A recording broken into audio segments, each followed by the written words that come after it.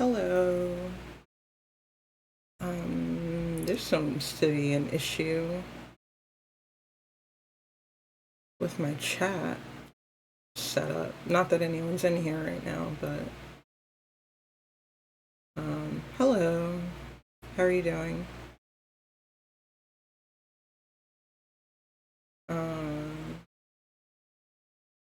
Trying to fix it, but I don't think that I'm going to be able to do that right now. I don't really know why it's not working.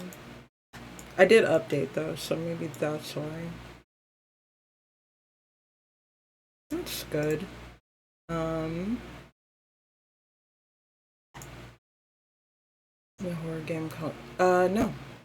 No, I haven't really been keeping up with any games really, like any new games. If I hear about it, then it's just come across my feed.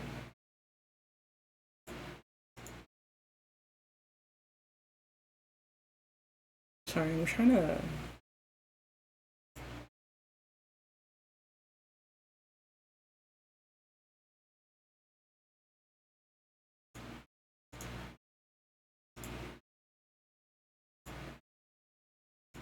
No, I don't want to do that.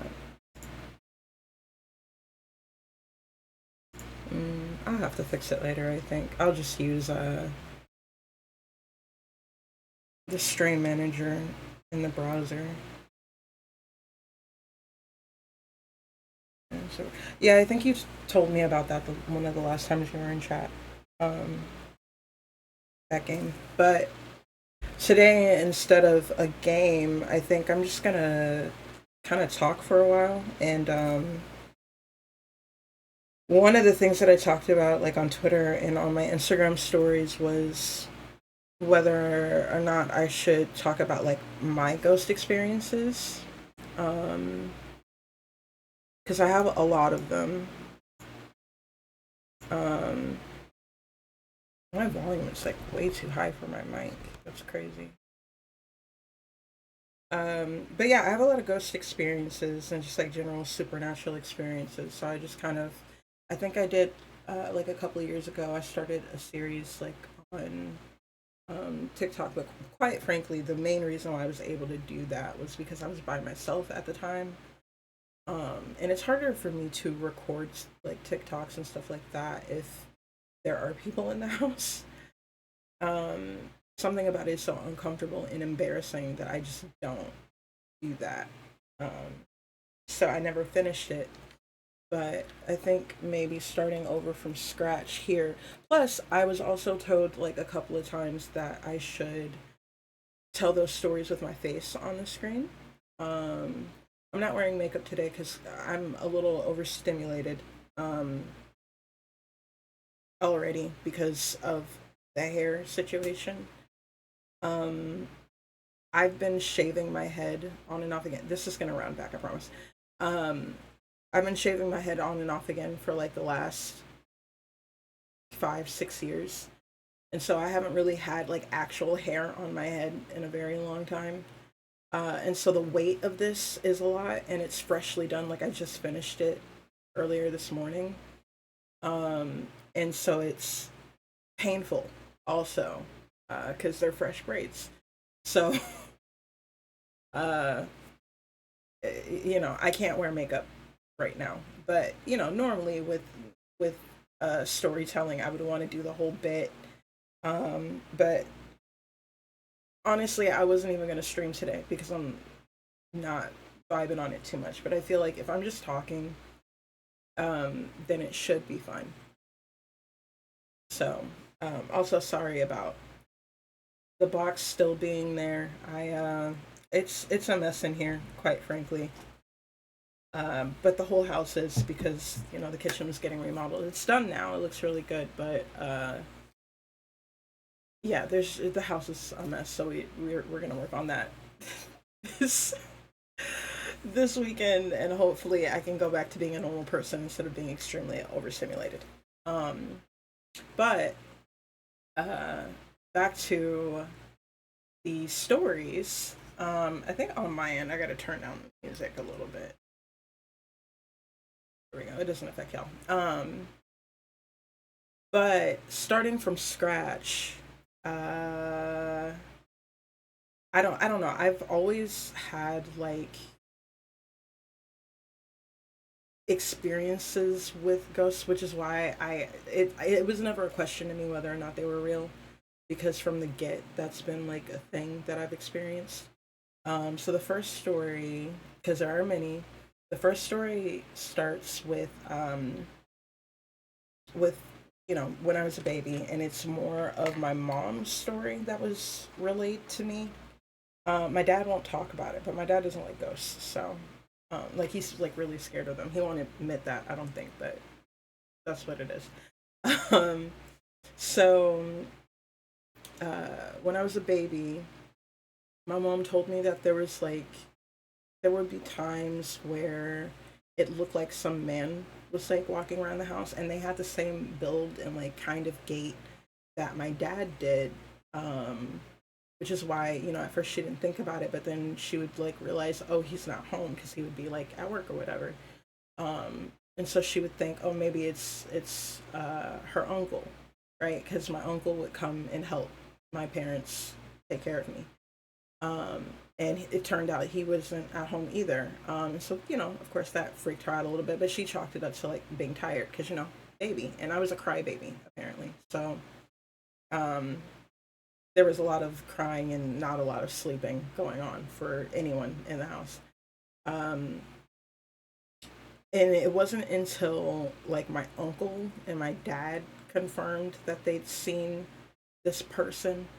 And so with my uncle, he went like he went on the defensive, because like why the fuck is there a man in the house? And so one time he saw the dude walk down the hallway of the apartment, and he called out, and he was about to get buck, obviously, because there's a man in the house, there's a baby in the house, you got to protect them. And then when the man that they kept seeing walked into my room, he hit double time, and by the time my uncle got to my room, there was no one in there, it was just me. And I don't think I was crying, but I'm not sure about that part. So there's that. And then there's another instance that like my mom has talked about many times, since I was old enough to be able to hear this without freaking out. Um, yeah, she had me in their bedroom, in my parents' bedroom, like laying on the bed, and I was like not surrounded by pillows in a way that could suffocate a baby, but in a way that could keep me from like rolling off the bed. Because I don't know if anyone has interacted with babies or toddlers ever. I don't know what's up with them, but it's kind of like they want to hurt themselves, because they will just keep fucking rolling. I don't know. And so she wanted me to be safe, but she had to like go to the kitchen and do something. So um, she had me surrounded by pillows, and I was crying and crying and crying, because that was the thing that I did. I presume it had something to do with autism, because I cried more, according to literally everyone. I cried more than the average baby. But I'm crying and crying and crying, and my mom was like, "This is par for the course, so I'm gonna just keep doing. I gotta eat, you know." Um, and then I suddenly stop crying. Suddenly, I'm just chilling out, and everything's fine, and laughing even, which was alarming to her, because it's like that was an abrupt switch, right? And so she goes in the room to check on why I got so quiet, and I'm on the floor. So mind you, up on a pretty high bed, up on a pretty high bed, surrounded by pillows that were not disturbed, to on the floor on my stomach, laughing. Um, so she presumes that something or someone had picked me up and put me on the floor. Who knows with that one? But those, are less my stories, like I said, and more her stories than anything else. But uh, the next thing is all me. So when I was little, I'm talking like 3 to 5, right? Because we lived in the same apartment from that time frame. 3 to 5. Um, I would talk to my grandma regularly, like every night. And this was weird because she died like 2 or 3 years before I was born, right? Um, and I didn't know. I didn't know she was. Well, no, I think I did. No, did I know she was my grandma? I don't think so. I think I just knew her face and I knew she was friendly, so I would talk to her. But part of the reason why I was like really scared of the dark at the time, and uncomfortable with either my closet door being open, or it being dark, or both, whatever, for prolonged periods of time, was because like she lived in my closet. That's where I would see her the most. And the reason why I knew that she was my grandma like after the fact was because my mom was like holding me and she was talking to me. She showed me a picture of, I think it was her and my grandma in the picture. And I hadn't seen that prior because my mom didn't talk about my grandma. We didn't have photos of her in the house until like after that point, because my mom was still grieving, and it just was too much for her. But once she started getting more comfortable, she wanted me to know who she was and what she looked like and what kind of person she was. And she showed me the picture and she was like, "Oh, who's that?" And I was like, "Oh, my grandma." And my mom was like, "Huh? Who told you that?" I was like, "She did." Okay, so yes, I did. I didn't know she was my grandma. I was like, "Yeah, she did." And she was like, "What do you mean?" And I was like, "I talk to her every day." And my mom was like, "Huh?" Um, and luckily my mom wasn't hyper religious, and wasn't uh, uh, like a non-believer. She because another parent that was religious or another parent that didn't believe in that sort of thing could react aggressively in that situation, right? Where they're like cursing you out and they're like, "Oh, you're talking to Satan," and then they fearmonger you into doing something different or not telling them at all, even. But that's not what she did. She just went, "Okay," and she just like had to take a moment. She put me down. She's like, Go play in your room." But yeah, that was the first instance, and it was kind of a crossover with my mom. But she would ask me like, "Can you see her? Can you?" And I think at that time I could actually see ghosts, like what they actually look like. I can't do that now. I can hear them, I can feel them, I can tell information about them, but I can't physically see them. That doesn't really happen very often. Um, and I would have like small after that. I would have small interactions here and there where it was like, "Wow, that's really creepy." I could hear things, see shadows, stuff like that. Um, and I think a lot of people will be like, "Oh, well, that's mental illness," and in a way, maybe kind of. But how I know for sure that it's not was that um, like a couple of years ago, my mental health hit like a really, really, really, really, really low point, and I wasn't sleeping. Like I sleep very little now, but I was not sleeping at all. I think the longest I went was like a week, week and a half of not sleeping. And after that amount of time of not sleeping, you start to hallucinate. Um, and I remember I was staying with my uncle at the time, and his house kind of gave me the creeps. Like there was something going on there, but I never really talked about it because everyone in that house was scared of ghosts. So I couldn't like be like, "Hey, you got something going on there." But stuff would happen all the time.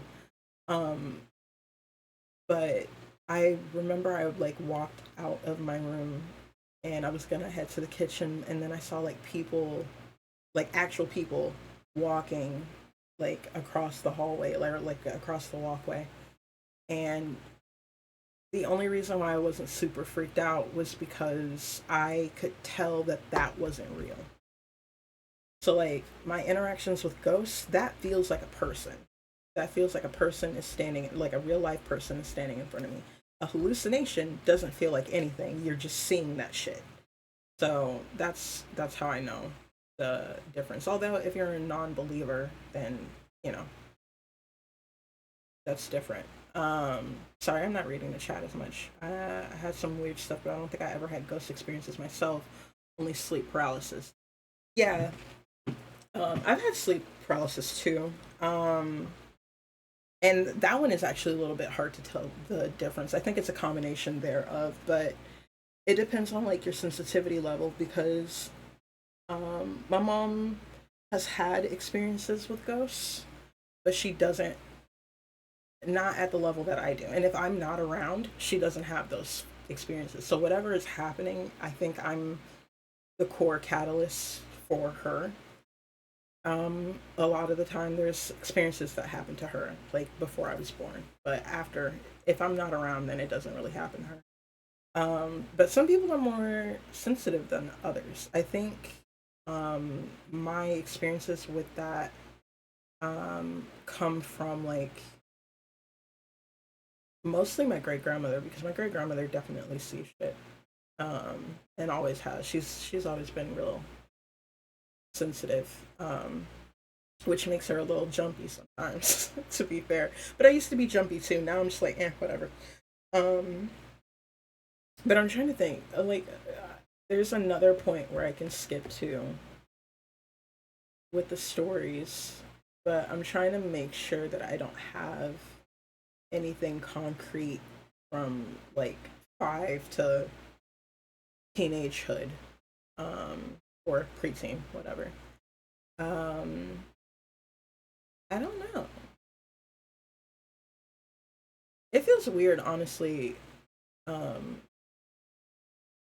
going over this when there's like not as many people here, or at least like the normal chatters that I have here. Not that I always need them when I stream, because I usually don't care about that much. But when I'm talking for this prolonged period of time,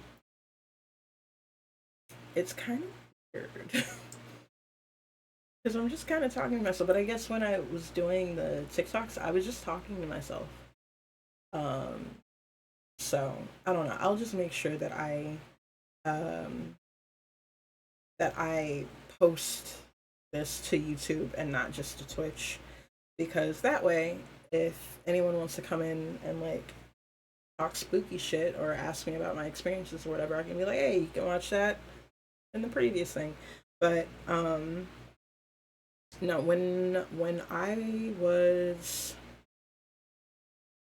I don't know, I was in middle school. I don't know how old I was. That's an umbrella time frame, so I don't know. But um, we lived in this house. My parents divorced by the time I was 5, which is why we moved out of that apartment. Well, one of the reasons. But so it's just me and my mom at this point. By the time I'm 12, 13, whatever the fuck, 14, maybe, I don't know. Um, and she bought this house in the middle of nowhere. We lived in the country at that point, like for real in the country. And I used to like sleeping in my room until like I think this is like a mix of maybe sleep paralysis and other things. I don't know. But I started feeling like something was like walking around my room, and there was never anything there, and I couldn't really hear any footsteps or anything. It was just like the energy of something circulating. Kind of like how even if you don't hear someone walk up behind you, like if you have headphones on or whatever, or you're hard of hearing, whatever, you can feel that there's a person standing behind you if they sneak up on you. It's the same thing, but like with walking around the room. And so that would happen a lot, and it would make it harder for me to sleep. When I was home alone, I would hear, like it was a 2-story house, so I would hear people walk upstairs, um, and there was nobody there but me. Um, Stuff like that. But the main thing that made me like, I don't know, freak the fuck out, um, was I went to sleep. I was having a hard time sleeping because my paranoia was on a million, um, because I kept hearing shit. Um, and in my sleep, I started choking.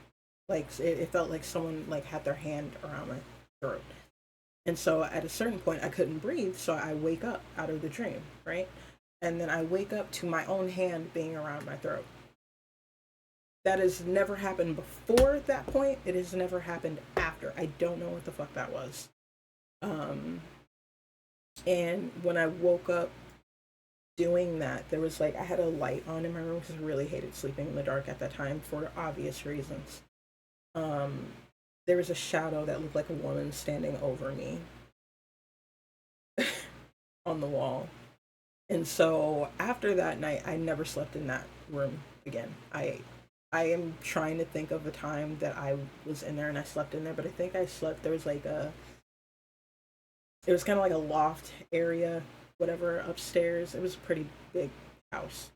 It was kind of like a loft area upstairs that was supposed to be a game room, but ended up just being kind of like an extra TV room for me, so I don't have to be in the living room watching what the adults were watching. I could just watch whatever I wanted.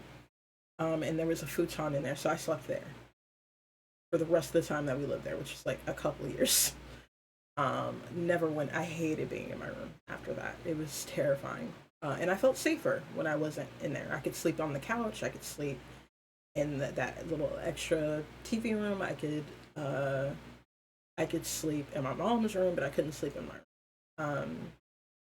And then we moved from there, and we moved to um, like a townhouse, right? Because we just didn't. We could have stayed there because my mom owned the house at the time. She's since sold it, obviously. But I don't know. It was such a small town, and we were in the South, and we're black. Those people were not friendly. Our neighbors were not friendly. They weren't violent, thank fuck, but it wasn't great. But to be fair, when I moved to the other place, to the townhouse, the racism didn't really stop for me. And if anything, the school racism got worse. But that's neither here nor there.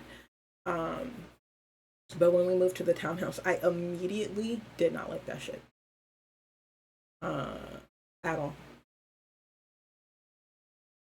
I wasn't vibing with it at all. I felt weird. It felt like someone was watching me all the time.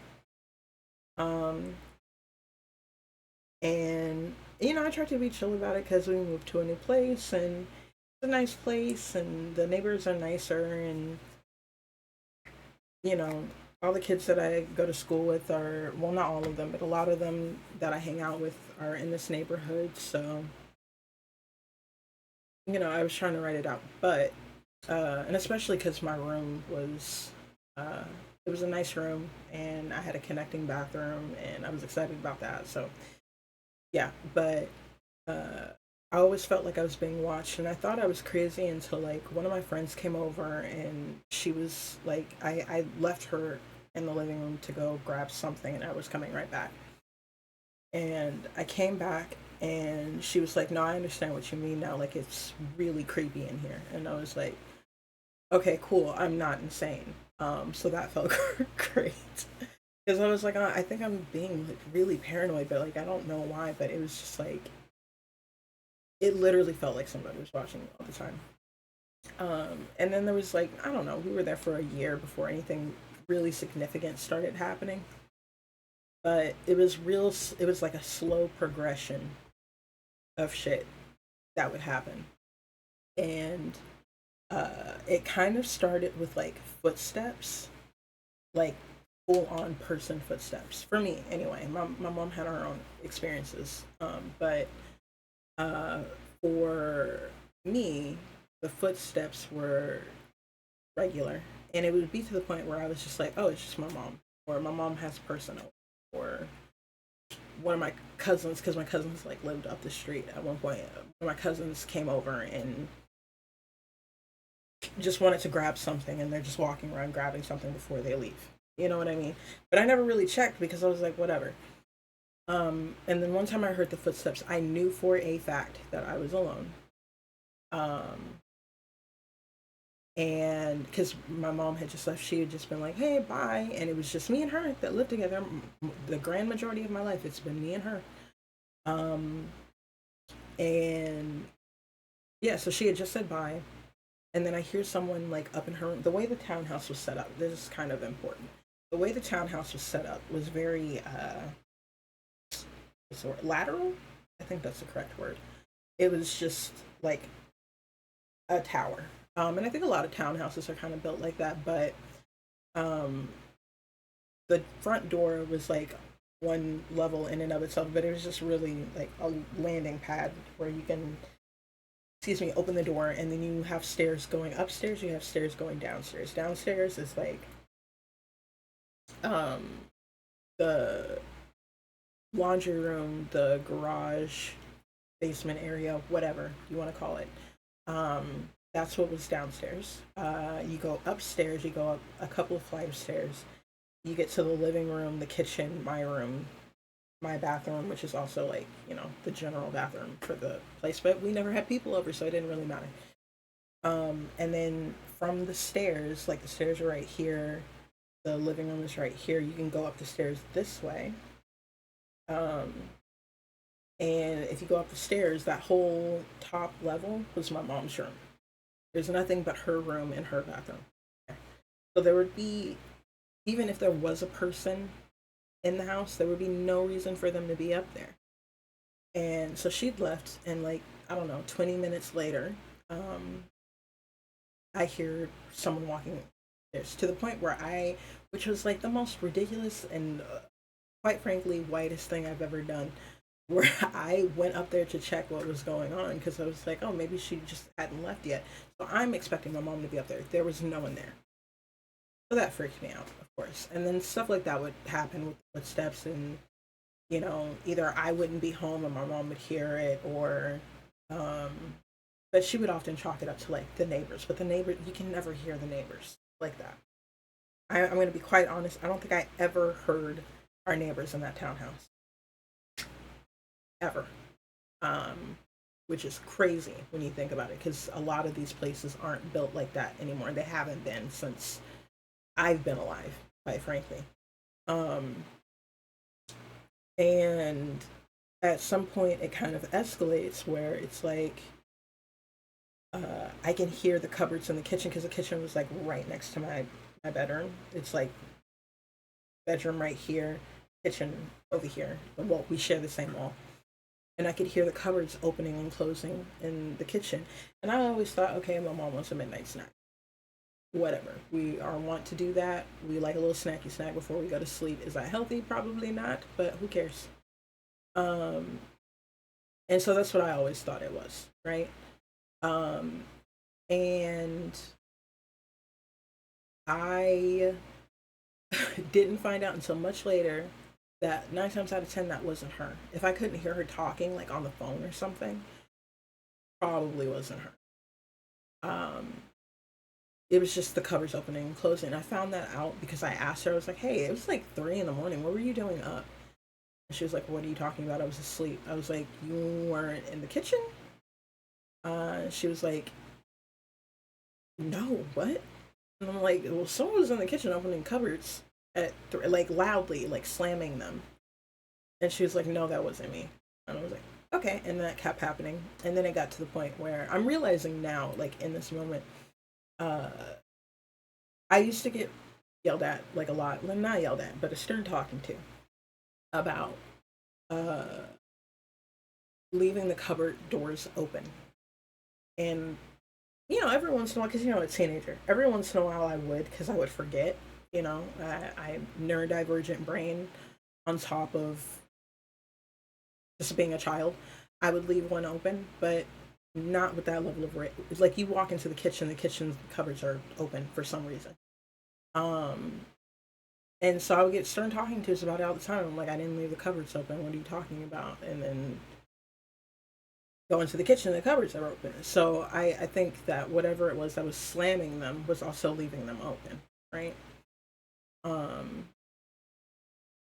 and so that kept happening over time. And then we lived there a really long time, like some years. The longest I've ever lived anywhere as a child, actually, or the longest I lived anywhere. Period. I think I move a lot. Anyway, um, yeah. So it escalated from the footstep to the from the watching to the footsteps to the slamming of cupboards to the leaving cupboards open. To there was a point where I would be in bed. I'm often in bed because it's my favorite place to be. It's the most comfy, and I like to take naps. I was in bed, and I think I was like watching Lilo and Stitch, and I remember it vividly because it freaked me out so bad. My bed started shaking, and I lived in Texas growing up. We may have them now. Like Texas might have earthquakes now. Periodically, I actually don't even know how frequently it happens, but that was not a thing when I was growing up. And the only reason why there are earthquakes now is because of the fracking that they've done in Texas. But at this time, there was the thought of an earthquake in Texas was ridiculous. It's like fucking hell freezing over, the concept of it, right?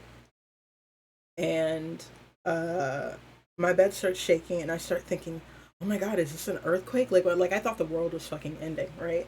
And then I look around, trying to see what else is shaking to like gauge how bad it is, right? Nothing else is shaking. It's just the bed, and it's shaking like bad, like something is shaking. And I jump out of my bed, right, as this is happening, and immediately I realize nothing else is shaking but my bed, and my bed stays shaking for like a minute or two after I'm out of it. So I'm watching it happen. Everything else is sturdy. There's nothing underneath my bed that would make it shake. The wall wasn't shaking. The neighbors weren't doing something. There wasn't any noise. It was just doing it by itself. And it would do that every once in a while. And then I found out later that that would also happen to my mom, where she would be in bed and then her bed would be shaking. Well, I think one time she had someone over and they were also laying in her bed. And not to put my mom on blast like that, but they were also laying in her bed and the shaking happened and they were like, "What the fuck is going on?" And my mom was like, "This happens sometimes." Like she was so used to it that she was like, "Yeah, this happens sometimes. Sorry, just write it out." But that one freaked me out really bad because it like confirmed for me that something was there that I couldn't quite see. And then from then on, the energy got like weirdly aggressive. And I would hear voices all the time, sometimes calling my name, sometimes not, sometimes just kind of like yelling or talking or whatever. To the point where like I would think that there were like guests in the living room, so I would go out to the living room to, speak. And yeah, there there's no one there. Um, yeah, that was such a freak fucking time. I had a really hard time sleeping because of that. I didn't, I used to sleep super good prior to that, but that being in that place was like the beginning of my insomnia issue. Um, Hi Chicago. I've had that happen to me a lot, especially the bed shaking. Yeah, it's I think from my understanding it's like a real poltergeisty thing to happen. Um Not my favorite. I don't like that. I could deal with the other stuff pretty good. But I can't deal with uh I can't deal with it feels like it's touching me. I don't like it. I don't like for people to touch me. I don't, especially not the dead. Oh, but Chicago, I don't know if you were in here last time, but Pando is a little I have a little right right right there. Sorry. There's a little cat, Belfie. I don't know if you remember Belfie from when I was streaming like a couple of years ago, but was able to get him back. And so you can use like your channel points to feed him and water him and play games with him and stuff. So Pando is Belfie. That's the bot for Belfie, and not an actual person. So yeah, if you want to play around with him, please do. And the more you guys like feed him and water him and like level him up and stuff, I can change like his colors and I think give him like little clothes or whatever on top of that. So yeah, he's adorable. I love Belfie. He talks a lot though. My God, does he speak so much? Um, Had to turn his voice off. Anyway, yeah, but living in the house was a lot, and it got worse and worse and worse, and the energy in the house became aggressive and scary to the point where like 9 times out of 10, I just like wasn't at home. Um, Hello. Um, I don't know why I did that. Normally it only. Oh, you followed me. Thank you for the follow. Um, I was like, why is it calling you out like that? Normally the bot doesn't do that unless you do something. Yeah, sorry. But um yeah, the energy in the house got really aggressive and felt unsafe to be around. So I spent like the majority of my time. I joined so many clubs. I got so many friends. I was like never home at some point because I just like I couldn't for multiple reasons, but for mainly for the oppressive energy that was there. And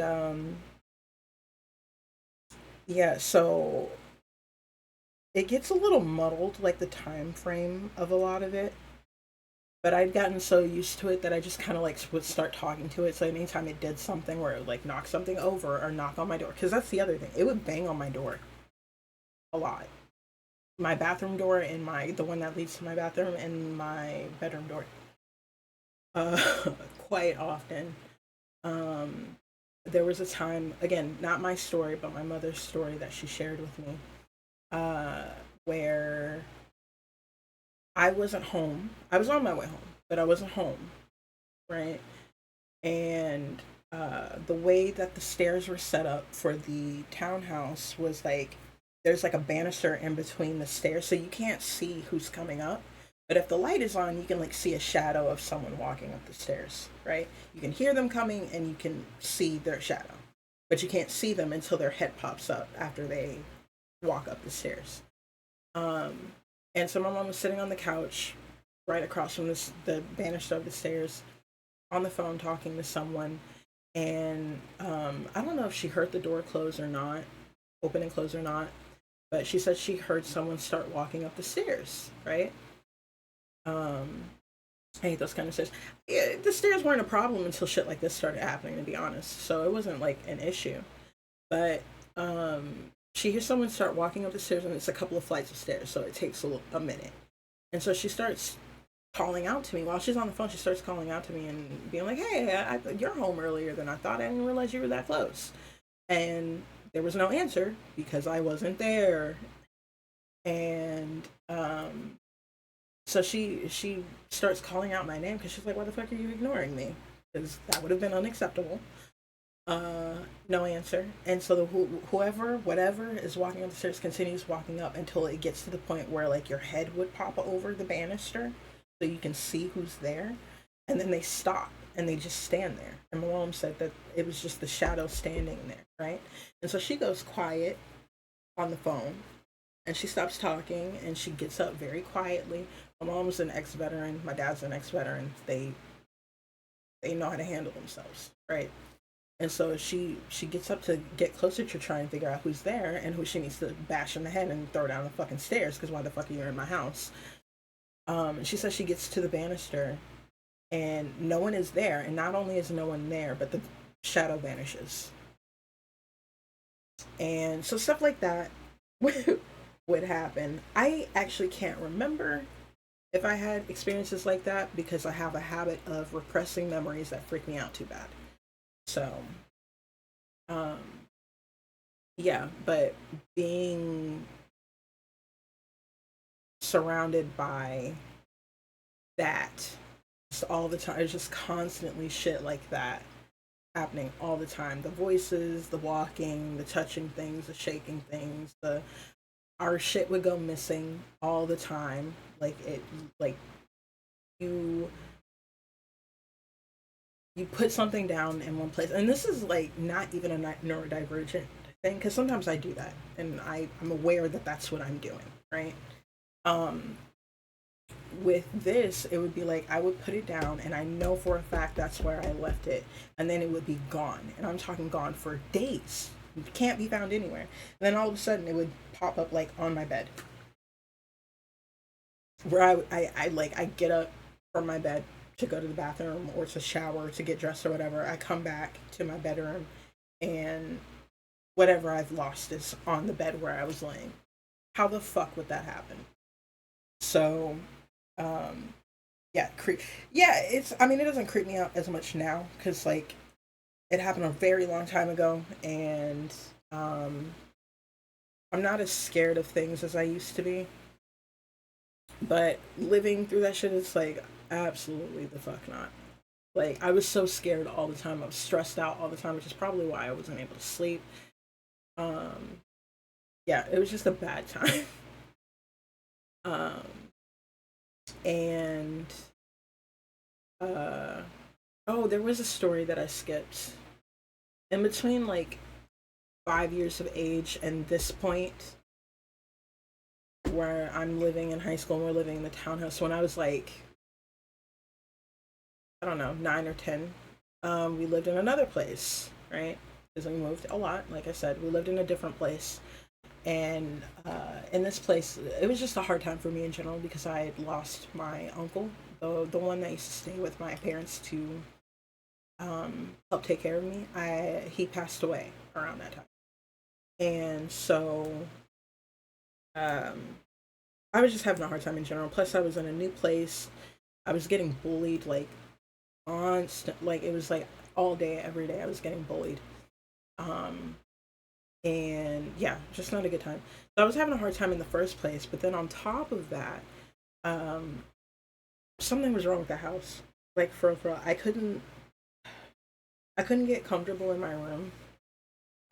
There was something in my closet. I don't know what it was.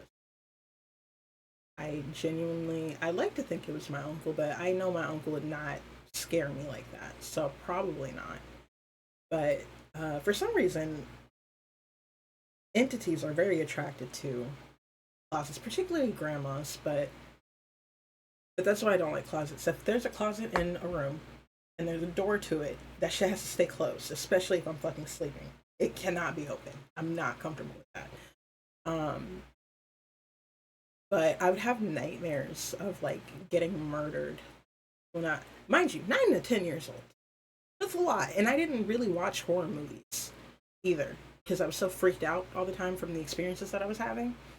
So I didn't really watch horror movies. I didn't really like my mom liked watching Law and Order, but I didn't really watch that with her. So it wasn't like, oh, it was TV that made me think this. Like, no, this is shit. Like the things that were happening in those dreams. There's no. I I don't even know how one's imagination would conjure that up at 9 or 10. And so I would, yeah, have dreams about getting murdered in the house all the time. Um, I would hear the footsteps all the time. There was like a landing right next to the stairs. Was also a two-story, but not nearly as big. And someone would be like walking back and forth. The light is on, right? My bedroom door would be open, the hallway light on because I can't sleep in the dark. And someone would just walk back and forth, back and forth, back and forth. No one's there. Um, and the hallway light would go out all the time. We were constantly having like electricians come in to look at it and make sure, that the fucking house didn't burn down. There was nothing wrong with the light. The light bulbs just kept going out to the point where we just kind of like gave up on it. And so I would like use the bathroom light that would light up the hallway as a nightlight. But that place was also freaky, but it was mostly upstairs. But I think that that was going on before I even got there. Like there was me going through the issues that I was going through was a problem, but uh, that certainly didn't help. But yeah, so there's five. Well, infant 5, 9 to 10, 12 to when I fucking graduated high school and we got the fuck out of that house because oh my god, I hated being in there. But that was also there were many reasons why I didn't want to invite people over to my house to like hang out. But the main one was like how freaky that place was. It was just not comfortable. So we hardly ever had people over, or I hardly ever had people over. My mom had friends and stuff that would come and crash, but um, yeah. And then after that, this is like I graduated high school. I had a friend that me and her were inseparable, besties, like for real, for real. We are not that anymore, but um, we were constantly together. So when I wasn't like at college, like during summer breaks and stuff, I would go and hang out with her. And I remember we were doing like a house sitting job. Well, rather, she was doing a house sitting job because I didn't get paid. She was doing a house sitting job, and I was allowed to be there. So we were just hanging out. So mostly so she wouldn't be alone. And we slept in the same room in the same bed because it's I don't know one probably like a kind of codependence that was going. I don't know. I think I do have that problem. Um, and I don't even know how to begin with this. So we were laying in the bed, sleep, backs to each other, right? So I couldn't see her, but I knew she was there, or at least I thought she was there. And I wake up, like, and I'm half awake. There's like a TV light on, or there's some sort of light so that I can see just enough to see what's going on in the room, but not to really make anything out. And so I hear something going on at like closer to the end of the bed, like towards the door, and there's like a chair. Like there's stuff over there, right? And that's where our stuff was actually. And I look up and I see what I think is my friend. It looks exactly like her, right? I actually don't talk about this one much because it freaked me out so fucking bad. It looked exactly like her. So I'm thinking, oh, she just got up to grab something. I was like, it's the middle of the night, so that's kind of weird, but whatever. And then not long after I come to the conclusion that she just needed something out of her bag, I didn't even say anything to her because I was like, I just want to go back to sleep. I don't even want to have a conversation. I don't care what she's doing. So I lay back down and I close my eyes, and then I hear something behind me clear their throat. And so that's when like my eyes like bug the fuck open. I'm like, what the fuck is behind me? There's only two of us in this house. And so I turn around slow as fuck. I turn around and I see she's right behind me. And she's asleep.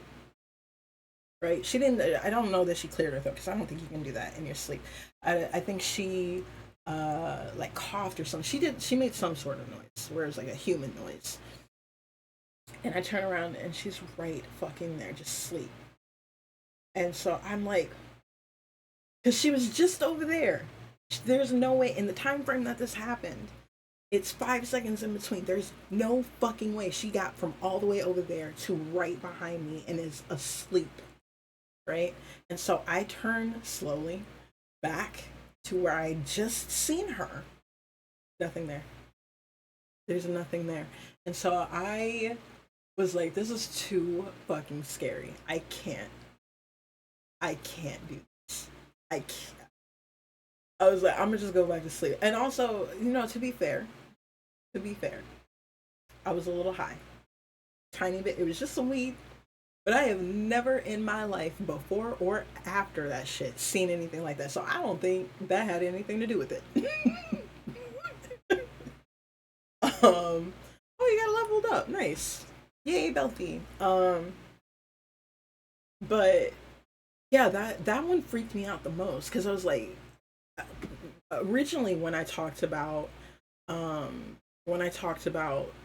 starting this storyline, whatever, I was like, I don't normally see the ghosts. I can hear them, I can feel them, I can gather things about them, but I don't. It's not like I'm looking at a person typically, right? this was one of those instances where that was, I don't know if it was a ghost because I don't think ghosts mimic people like that. Um, but oh my god, this shit's freaking me out so bad still. I'm gonna have a fucking nightmare tonight because I talked about this shit. Um, yeah, that one freaked me out really bad. I think I've talked about it like 4 times in my life since it happened, and it happened like over 10 years ago. Um, and so in the morning, I talked to her about it because I'm like, "Hey, so did you get up last night?" And she's like, "No, I thought you did." And I was like, "What do you mean?" She's like, "I heard something in the room, and I looked up like out of my sleep, and you were at the end of you were closer to the door going through our stuff." And I was like, "Huh?" And she was like, "Yeah, that was you, right?" I was like, "Girl, no, that was you." And she was like, "What are you talking about?" I was like, "I saw you going through our bag next to the door last night. And then 5 seconds later, you cough next to me and you're next to me asleep. I look back, you're gone." And she was like, "What?" And I was like, "Yeah, that wasn't me. I did not get up last night." And she was like, "Huh, that's weird." And she just went. She just went about her day like that shit was normal. I was like, "Hello?" Um, yeah, I don't think I ever stayed in that house again after that. I would come and visit because I think it was like her aunt and uncle or like maybe like a family friend or whatever. So I would go by and visit because they were really nice. But I would not, and would not ever stay in that house again. Just brush it out. Look, she was okay. Sometimes they be bouncing back from shit. I don't know. Hey, I don't know.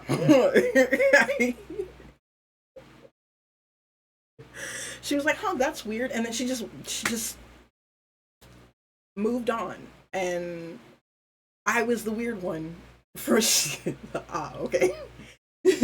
She just moved on from it, but I was the weird one for being freaked out by it. I don't know. I don't know. Um, that shit was horrifying, and I fucking hated it. So, um, I don't know. That would stay with me, and it did stay with me forever. I have a high level of paranoia now, especially when I'm in new places because I don't know what the fuck is gonna happen. I wasn't expecting to see a person that wasn't a person that was mimicking my friend in the room with it. Like, I swear I can see it like right now.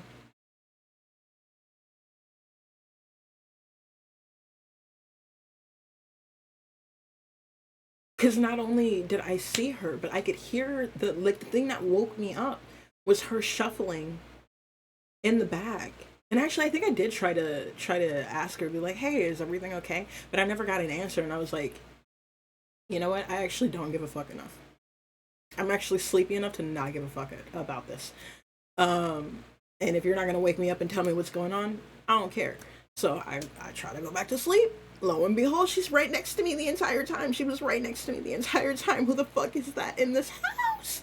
And it wasn't like somebody could break in. And first off, nobody looked similar to her. She has a very unique look, right? And her mannerisms were unique, right? Pick her out easy out of a lineup of women that look similar to her. I could pick her out easy, right? So it's not like, oh, this is a person broke into the house that looks similar to her. No. And then on top of that, all the doors were locked. We checked, doors and windows were locked, triple checked, and there was an alarm system. The alarm system did not go off at any point, and it was active when we woke up. Uh, so it wasn't like somebody broke into the house, and even if they did, they didn't take anything. That should traumatize me, I think. Mm. Anyway, I think I'm gonna tell one more before I end this segment, and then maybe we'll finish the game that I was playing last horror night because I'm curious about how the story ends, if it's saved at all, because I don't know that that game saves like that, or if it needs to be like a continuous game. I don't know. Um, but I'm not interested in the gameplay. I'm interested in the storyline that it has going on with it. That's the only reason why I want to continue. Um, there was one time I was grateful that I heard footsteps one time because our landlord's son just walked into our apartment and he was crying in our front room. That was the only and last time I was grateful to hear those footsteps. Was he actually? That wasn't like a ghostly experience. He was actually like in the house because that's scary in a different way. Why was your landlord's son in your house? Um, yeah, I mean, no, I hear stuff like that all the time, and that's part of why. Like, if you see me in person now, on top of the fact that I self-diagnosed, I am autistic. I get overstimulated by sounds very easily, which leads to me being aggravated and aggressive because I don't like being overstimulated. Um, I have headphones on not only because of that, but because I uh, hear shit all the time. Sometimes they like start talking to me, and not like in a schizophrenic, because I know people think that that's what that is. It's not. I promise I would be able to tell the difference. Um, but I can hear them talking sometimes, like especially if I go to a cemetery because I like hanging out in cemeteries. They're usually pretty quiet. They're peaceful and pretty. I enjoy them. And I like paying attention to grave sites that don't get a lot of attention. If they're older and they're not well kept, I will go and hang out at that site for a little bit. So I don't know. I think it's a nice thing to do. But yeah, I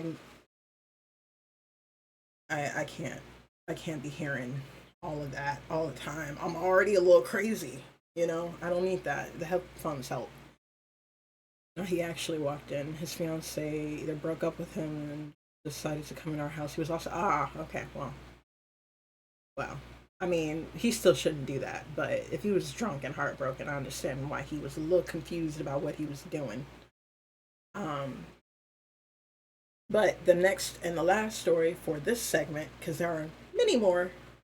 One in particular that I'm actually really excited to tell you, but I'm still freaked out by because it's rather recent. But this one, I was in college and we were staying in a dorm that has been around for forever. And I mean, so I was a legacy student at the school that I went to, meaning my um, my older cousins, my aunts and uncles, had all gone to this school. They're like I had cousins in my generation that I went to school with, and there are cousins that went to that school after me. Um, so my family's mob deep, right? And so the dorm had been around since one of my great aunts was either a teenager or in her 20s. And to give you like a glimpse into how old she is and how long ago that was, she's in her 70s now.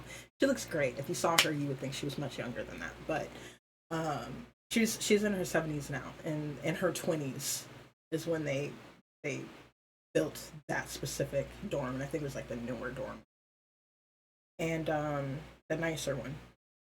And we had moved in. It was a bigger space, so we were like kind of excited. I was not that excited because there was a bunk bed.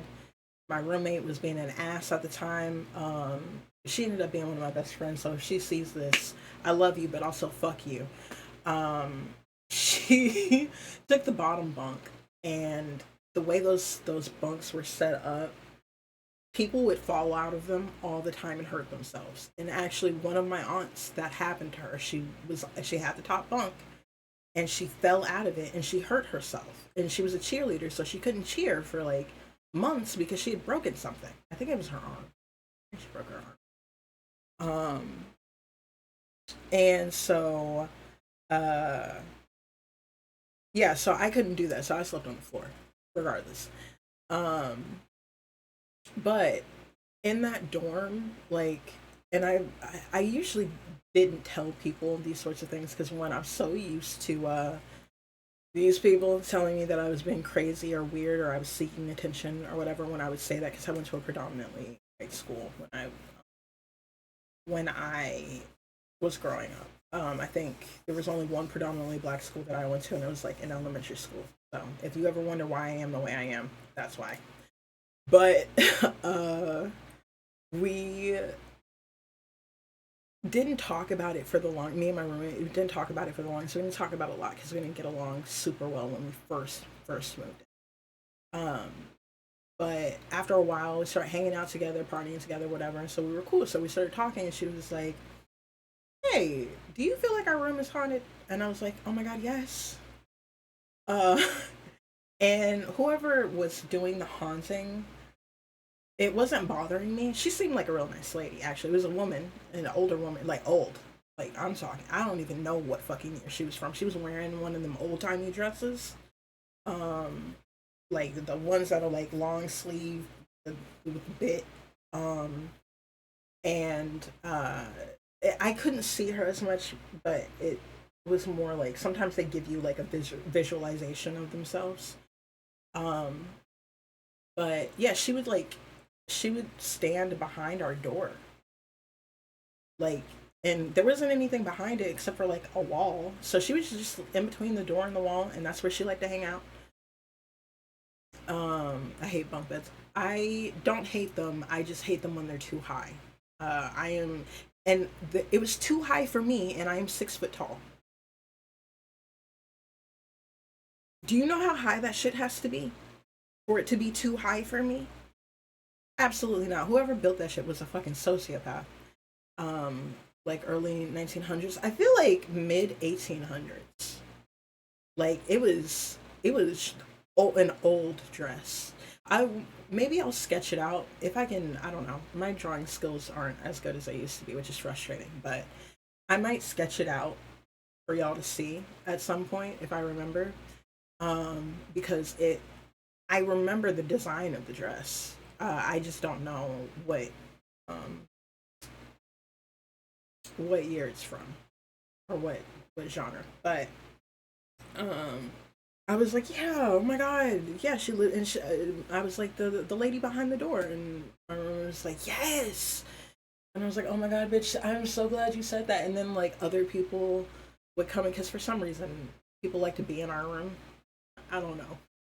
People would come knock on the door, come in, and we'd be talking, and they'd say the same shit. They'd see and like the same shit that I'm getting from this, they would get. But she never did anything super creepy outside of just standing there. She never was aggressive. Like out of all of the hauntings that I've experienced, she was actually pretty chill. She would do shit like if she knew you had an early morning class because she was sentient. She wasn't just like an echo standing there. If she knew you had like an early morning class, she would bang on the door to wake you up if you were still asleep. That was annoying, but it was kind of helpful because I did need to go to my 8 a.m. So yeah, shit like that. But the funny thing is how I know she knew the schedule was because she wouldn't do that like on Saturdays and Sundays. She would only do it on days that you had the class. Um, that's a long time. Maybe she used to live there. Yeah, it's the school that I went to is in the middle of the country, like the country. I'm a country girl, apparently. Didn't realize that about myself until last few years. But yeah, it's in the middle of the country, and um, the land there is very, very old, and the town is very rich in history. And it's actually one of the most haunted places. Like that town is one of the most haunted places in the U.S. I think there's like whole books on it. So I would imagine that either she lived there or something happened to her there or she has a memory there that's tying her to that place. Because she's always there. And the people that lived in there after, they would move in and then they would find out that we lived in that room and they'd be like, hey, so what's up with the lady behind the door? So like she just She just lived there. And everybody knew she was there, but nobody had a problem with her because she wasn't being weird. So, um, but yeah, she's my favorite out of all of them. She wasn't problematic at all. She didn't creep us out. She didn't. Most importantly, she didn't give me nightmares. I don't think she approved of all the weed we were smoking. I don't think she liked that very much. But mm. Maybe don't haunt a college campus, lady. I don't know what to tell you. Yeah, that's the last story of the night. Um, would y'all be interested in me? I'm gonna move this over here. Actually, would y'all be interested in um watching me finish like where the fuck is it? Hello? Where? Oh, there it is. Uh, because if you aren't, then I'll probably just end stream here. But if you are, ooh, I just caught myself making a really weird face. That playback is crazy. I gotta stop doing that. That was unattractive. It was so unattractive. Oh my god. Um,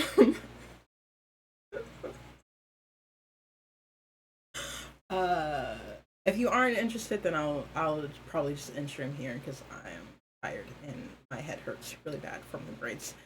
Um, but if you do, and the game is saved, we can do that. I had an experience kind of the same as you with the closet.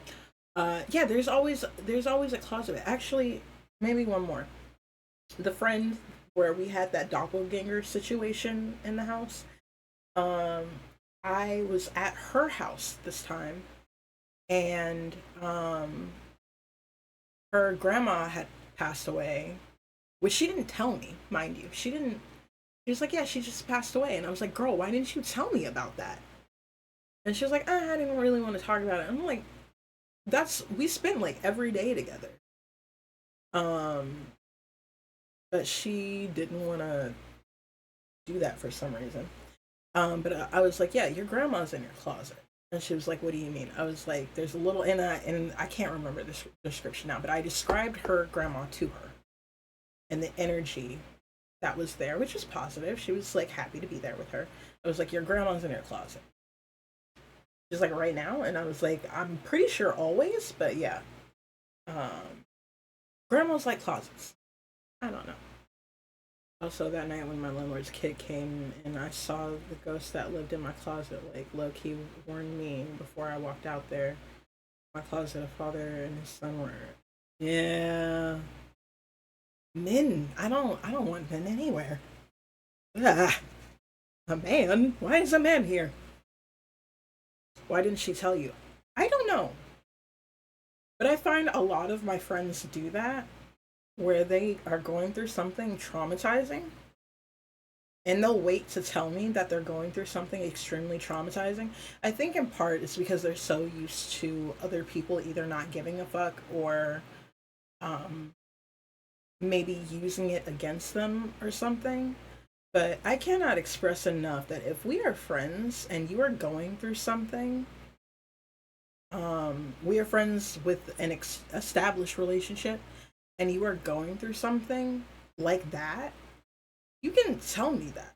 Like, because it'll dictate, because sometimes, I'm goofing around. Maybe I'll say something insensitive because I don't know that it's insensitive. Or, we're hanging out and you're low energy and I'm trying to figure out, like, are you fucking mad at me? Is that why do you not really want to be here? Like, it really gives me an insight to what's actually happening if you tell me things like that. But yeah, that was like the only time that she had done something like that. It was really I don't know. I think maybe she was just like grieving in a weird way that didn't allow her to communicate effectively.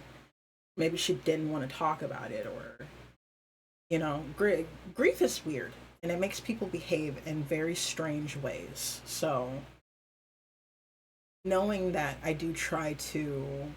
um I do try to be a bit more understanding towards people that do something that literally doesn't make any sense to me when I know that they're grieving. because I'm like, hey man, it literally makes you do insane shit. Like when I found out my grandma died when I was 16, um, I very dramatically, might I add, very dramatic person, general there. I got the news and I ran off. I grabbed my bike and I rode off on my bike. And when I was 16, we were living in that townhouse, but there was like a foresty, creaky area that was pretty much undeveloped and untouched that I would spend a lot of time in. And so I just went to like one of the hiding places there and I stayed there until it was like well past dark. I completely disappeared, was not answering my phone. Um, and that wasn't like me to just like do that because it makes people worry, of course, because what if something happens to me? But yeah, grief makes you do weird things. First ghost I ever saw that looked human. It was small. If I had to guess how old he was, probably 3 or 4. That's very sad. What's weird is that I saw my grandmother, who had passed before I left for Texas, walked from my room to where my mom was. She looked human. Scared the hell out of me. I just thought I was crazy. Well, that's the thing. Ghosts technically are human. They just don't have a body anymore, a physical body. So, um, oh, there's another one. One more. Uh, when I was a teenager, one of my great aunts, great great aunts. I have a huge, fucking huge family on both sides. It's gigantic. One of my great aunts was very sick, and in the hospital, and she had been for a while. And I was there visiting my aunt for the summer, and the hospital wasn't too far because country. And we went to go visit her, and the day that we went to go visit her, I knew she was, to me, she was already dead. The problem with that, though, was that her body was still alive and breathing. And sometimes people can be brain dead and their body still be alive, right? This wasn't like that. This was, her body was still moving, her eyes were open, and her body was responding to stimuli, but she wasn't talking, right? And I remember I looked into her eyes and I really, like, it was like looking into a dead person's eyes. She was not there anymore. Her body was just functioning like that. I've never seen anything like it before. So that freaked me out. And what freaked me out even more was that everybody was acting like this woman was still alive. I was like, do y'all not see that look in her eye? She is not there anymore. I, of course, didn't say anything because that would have been completely insensitive. Her children and her grandchildren were. But we got the call later on that night. It was the middle of the night. And like, no one woke me up in the middle of the night to tell me. It was like the next morning. And I was like weirdly okay with it because I spent the whole day with her body the day before. So, like, of course I'm okay with it. I came to terms with it yesterday. Um, but my aunt told me and she's like, "Are you okay?" And I was like, "Yeah, I'm fine."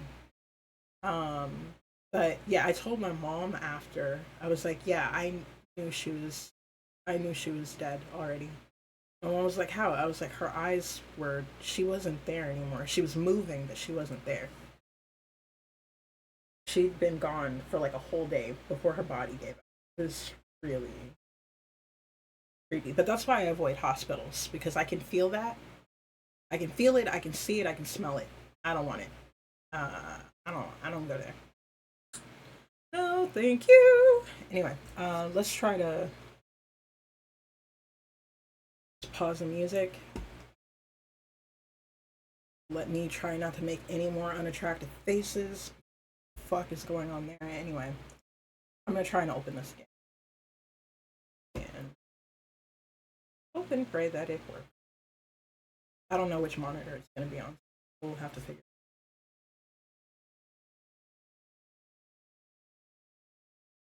Oh dang. Why are you giving me a I was about to say, what fucking trophy are you trying to give me right now? Not a trophy. Telling me about the summer sale that I don't need to participate in. Thank you for hydrating, Belfie. That's so sweet. I hope he's fun for you. Um, that's like having a little pet on screen, and I can change him to whatever, but I like both.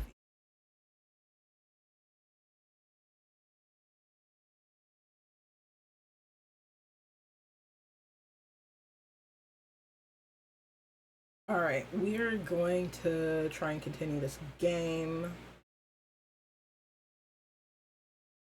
If I can remember how my shit works. Oh my god.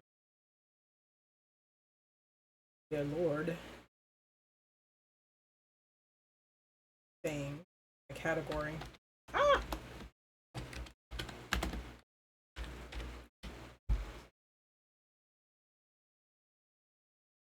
Yay, updated. Okay, cool. Yes, he's so adorable. Yeah, he's so cute. If I could get him to talk just a little bit less. A little bit less. Alright, cool. We're gonna continue with the game. And it was at a really weird point, so apologies for how triggering I'm sure this is. Ah! Rip. Did it start all the way over from that section? Because I'm not a fan of that. It doesn't really let you save, which is like my whole bit.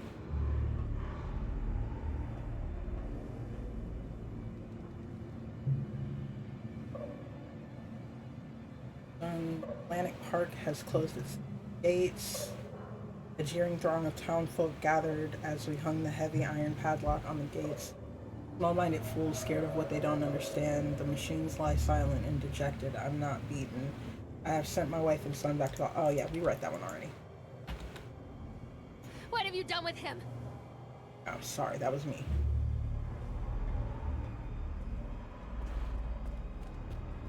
God damn it, we have to go through all this shit again? Motherfucker, that got me good. I hate that.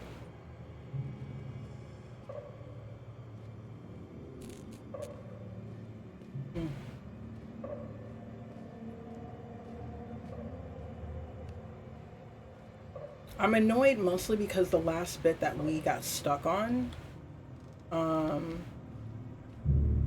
took forever. I think it took like 40 minutes to get through that part, and these goddamn jump scares.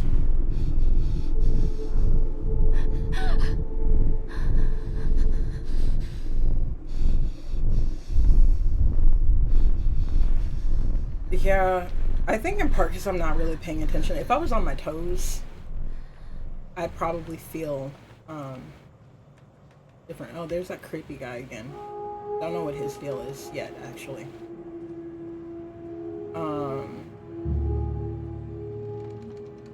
Although I'm pretty sure she's hallucinating like a grand majority of this shit.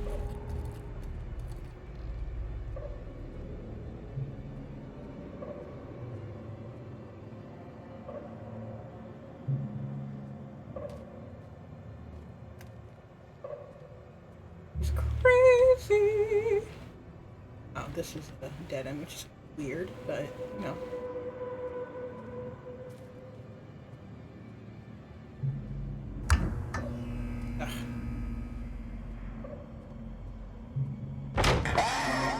See, I don't even know why I'm so jumpy. Like, what is going on? Okay, well, obviously.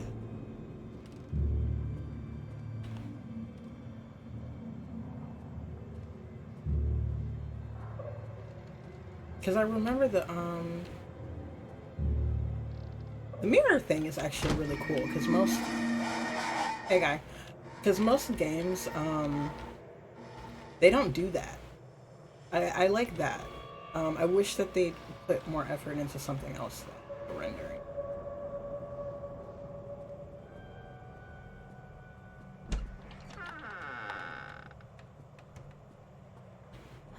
One little duck went out one day.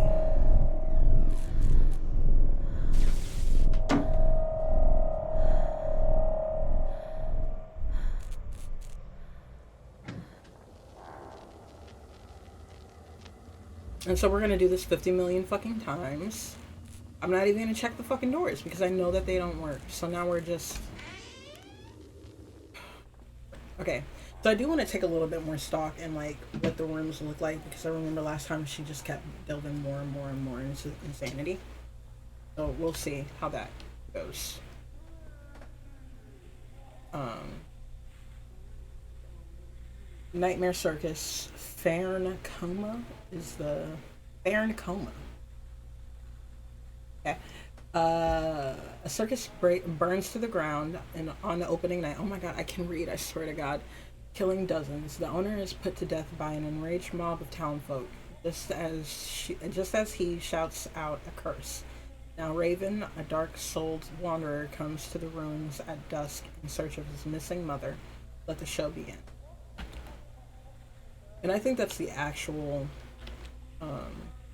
that's the actual book because that sounds like an actual storyline instead of someone being After they let me out, they gave me Callum back and sent me home with a handful of breadcrumbs. Home, bittersweet home. I barely recognized it. Where there had been color and light, there were shadows and regrets. Where there had been warmth, there was a bone-deep coldness that never went away. I tried my hardest to keep the ghosts at bay. Don, watching from the dusty corners while I tried to teach his son to read. My father, coldly assessing me and finding me lacking. I devoted myself to Callum, did the things that they told me. It will get better, they said. Every day will be a little better than the last. I'm in the woods now, lost and afraid. Things never got any better.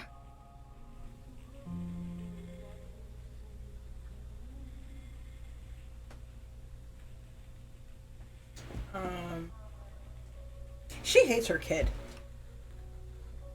Truly. Like, I don't know how we get around that. On April 16th, 1846, a group of covered wagons began the 2,500-mile journey to California.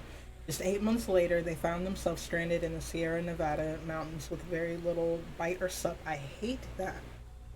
I hate that they use that quote so fucking much, and they will continue to use it. It was to become one of the greatest tragedies of the westward migration that the world had ever seen. Now, our panel of Donner experts have uncovered compelling evidence that the families were forced to resort to cannibalism in order to survive that terrible winter. In this never before seen expose, read about how the Donner children were forced to eat their brothers and sisters in order to survive. Here in the pages of the shocking true story.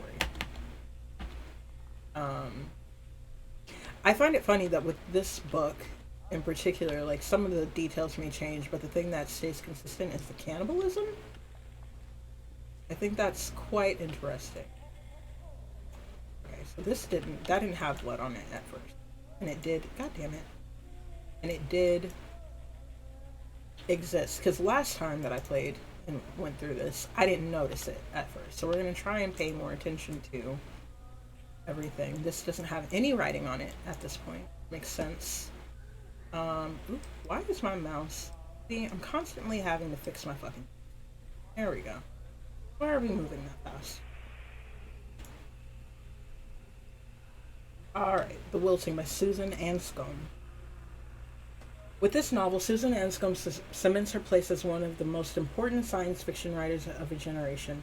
The Wilting, a solar flare has struck the Earth. Millions of people are uprooted from their homes.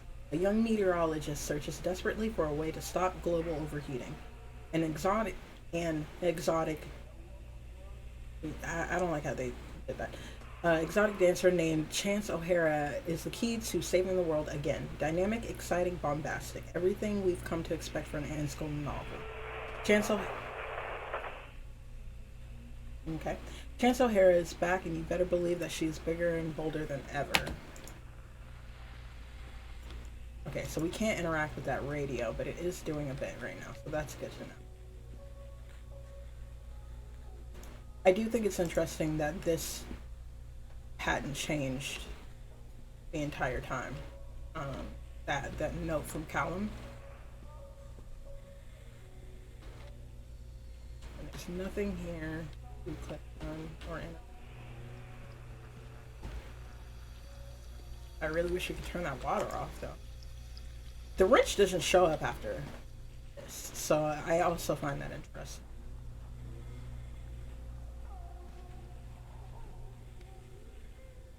Milk, cheese, bread, butter, corn, potatoes, apples, fish sticks. Remember, drop off Callum, electricity bill, fix faucet. Oh, nobody can turn off the faucet. The faucet is broken. Understood.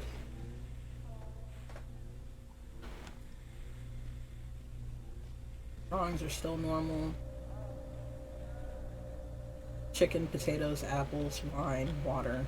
I don't know what that is in the bottom there.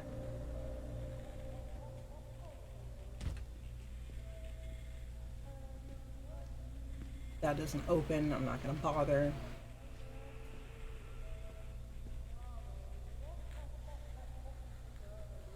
I kind of don't want to read all of this again, but this is a letter from her mother, whom she reached out to ask for help with Callum and the general issues that they're having right now.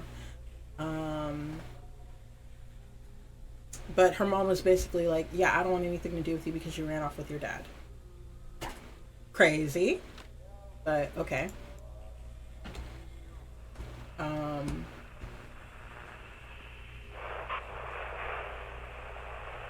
We agreed in our meeting today. We consider you fully recovered from your illness. This letter is a notification that you are considered sound mind, or no, they wrote that wrong. Sound of mind and body, and may return to work at any time. Please note that you should discontinue any medication that you have been using and dispose of any remaining medicines. If you feel at any time that you are suffering a relapse, then please make contact with your local physician immediately. We wish you continued good health. Dr. Spencer, Dunwick Medical. So here, when she's not delving into insanity, it says, stop taking that medication. You need to quit it with the meds. And I wonder, so there's no pill bottles yet. Was this always here? I don't remember this. What is this? Huh. Anyway.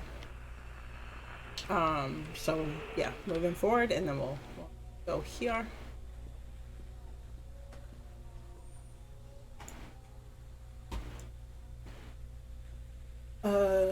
1977. Diagnosis depression. I feel like it's a little bit more than depression, but hey, what do I know? She really did hate her kid. Yeah, she only has one. It's just Callum, but yeah, which I guess I could. It's not that I can see why she would hate her son. I could see why she would lose her mind, because she did lose her husband, that she was like super duper in love with, and I think she was pregnant at the time. Either she was pregnant or she had just had Callum, and so she's been suffering this entire time. Because as we stated before, grief makes you do weird shit, man. Notes from overseeing psychologist. Lorraine seems to be suffering from depression that began early in her pregnancy. Our discussions have made it obvious that these episodes stem from the grief of losing her partner, Dawn, who died about 6 months ago. There are also several unresolved issues with her father. After being kept under careful observation, we provided standard treatment for this disorder, including electroconvulsion therapy, crazy. The patient responded and made a rapid recovery. After care recommendations, weekly follow-up with the local physician, mood stabilizers, lithium-based. Discharge instruction.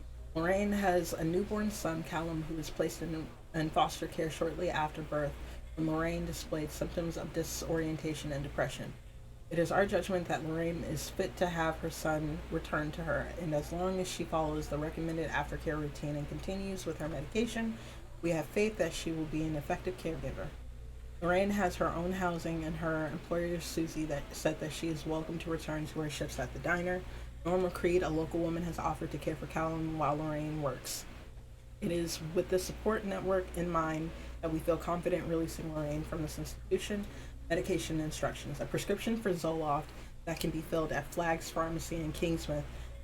She has been advised to start with the 10 milligram dose and then, based on the advice of her doctor, to increase the medication as needed. It's actually quite low for someone with depression of her severity.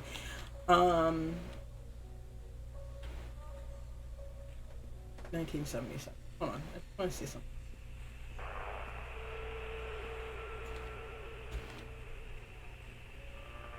There's no date on this? Dr. Spencer. So they told her to stop with the medication. And then in this one,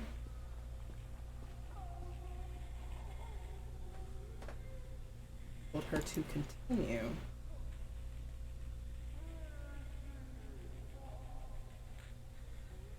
There's a doctor for this. It's the same hospital.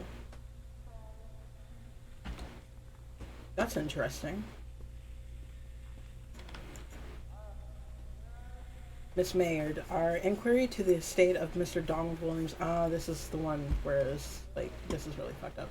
Where Callum's grandparents were like, we don't have any proof that that's his kid, so fuck you. You're not getting anything. Which is weird because if that is his kid, if they did a blood test or like a DNA test or whatever, that would prove that because it would be part of your DNA because he would be your grandson. Fucking whatever.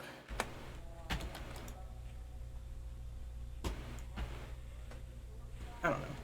I don't like the pacing of this game, but I do like the story like quite a bit. So I don't know. I can't I can't stop.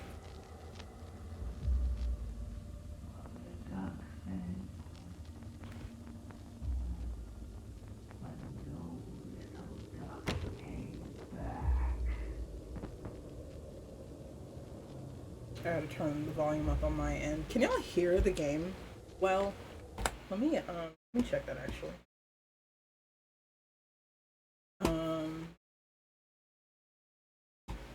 Hold on.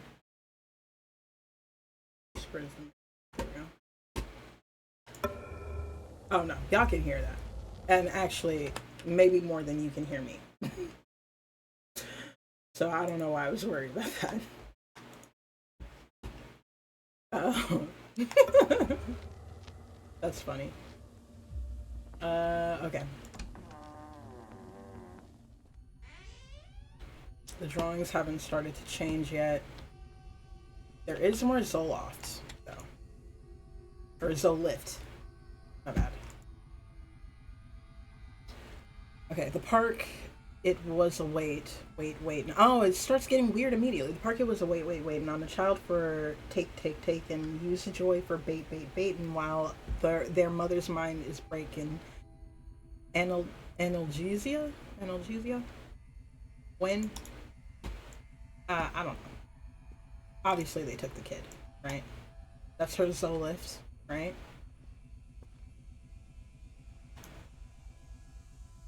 Lorraine, things aren't right between us at the moment, I know. I want to try and explain it. I think it is because I am far from home and I'm working so hard every day working at the park. It gets worse. Oh, working so hard. I didn't see the period. Working so hard every day working at the park, it gets worse. Like a spring inside my mind, winding tighter and tighter. When we go for drinks after work, it gets a little better. The guys relax and we laugh and we're good. We're good people again. I don't want to come home to you without being in my right mind, but when this job is done, we need to get out of this place. We need to go back to the city where I don't feel like this anymore. Love you, Donald. I was thinking about names for boys and girls. I like Callum for a boy and Emma if it's a girl. That makes me real sad. Okay, doesn't let you read that again. In the spring of 1993, in Soviet Ukraine, the entire population found themselves without food. Over the course of the coming months, the situation grew critical, and reports of mass malnutrition began to filter into the upper echelons of the government. The people had been left with very little to bite or sup. Hate that.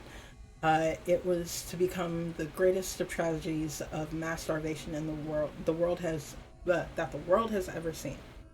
Now, our panel of Soviet experts have uncovered compelling evidence that the families were forced to resort to cannibalism in order to survive the terrible winter. In this never before seen expose, read about how the starving parents cooked and ate their children in order to survive. Again, with the cannibalism. There's a pin there now. That's interesting. Drawings are still the same. The radio's on. I'm trying to see if I can.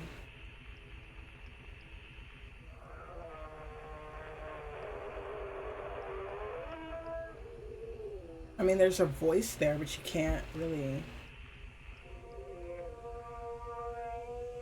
With this novel, Lorraine cements her place as one of the most important science fiction writers of a generation. A solar flare has struck the Earth, millions of people uprooted from their homes. A young meteorologist searches desperately for a way to stop global overheating. An exotic dancer named Lorraine is the key to saving the world again. Yeah. So she's clearly losing it. 2 more Zolift bottles. 3. Not bad. Yep.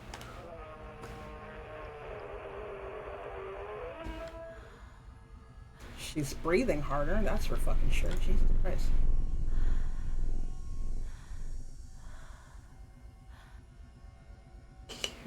Her. Not a lot to make out here. See.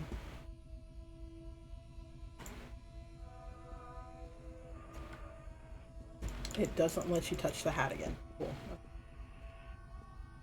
Column's drawing, which I know is the same. Nothing here.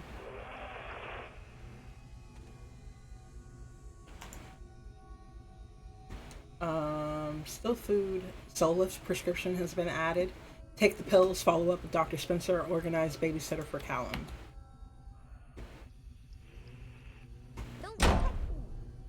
That scared the fuck out of me. I completely fucking forgot about that. Oh my god.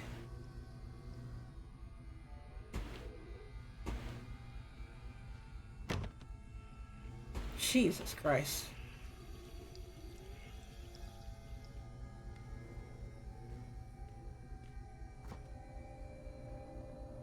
Chicken went bad and there's only wine left.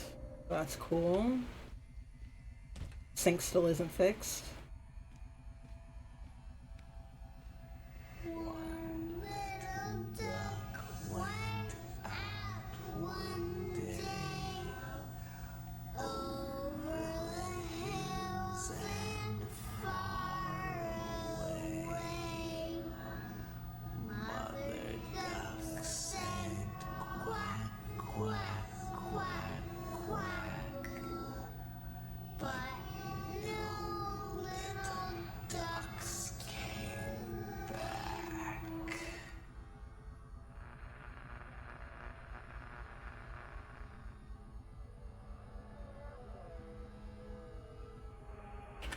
I hated that.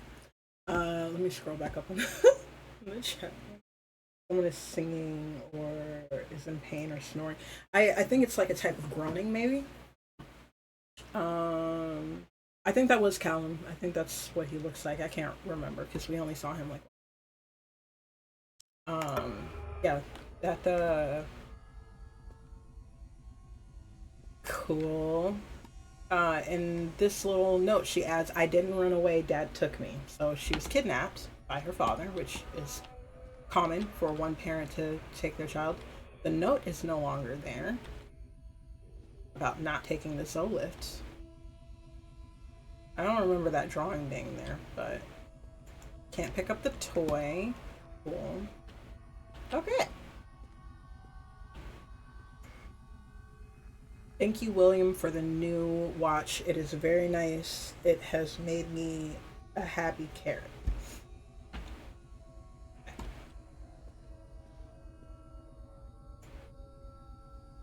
It's like blood or coffee or something on it.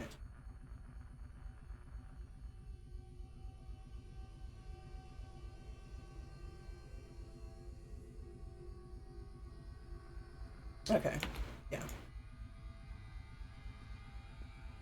Read over that.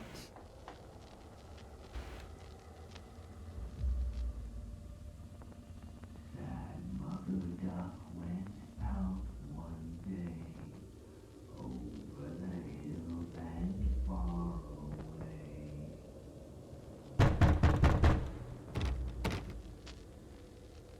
Don't want to open. Purely made for jump scare. So that's the house is disheveled, to say the least. A chipmunk goes a stab, stab, stabbing, and the eyes jab, jab, jabbing, and all the townies gab, gab, gabbing. Just lie down and let it happen. Basal ganglia? When? What the fuck? This, the last part confuses me, I'm gonna be honest. The drawings have changed. The walls are a little bit dirtier now, so that's interesting. Pick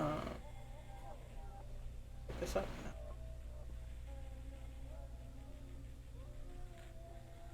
I think the radio's playing music. True story of Hansel and Gretel.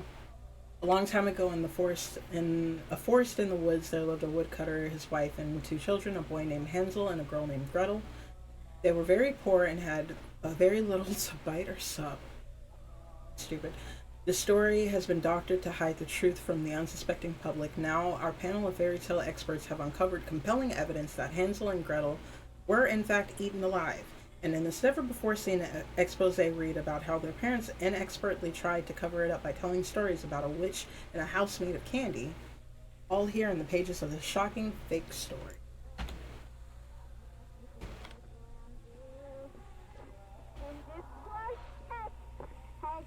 The old movie stars say, that's show business. No, it is my old brother. Hey, little Fluff, come here, Fluff. Yeah, Parts of it are backwards. That's the way it goes. And old fans, new fans, any fans. Latin? I don't think so. You mean from the first book? I don't think so.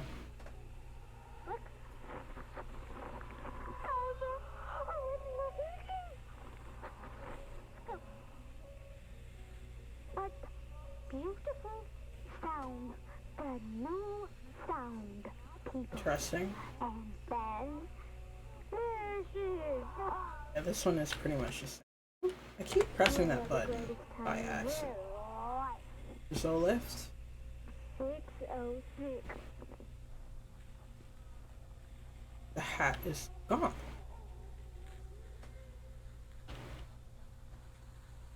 Oh no, there it is. Covered in blood. Okay. Her lie. She lie.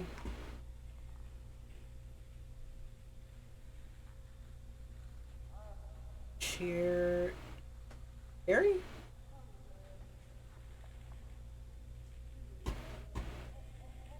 See her try.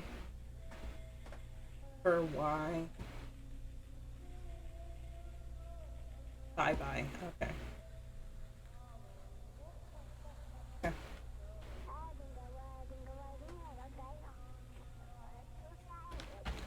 Consistent. The only thing that's consistent.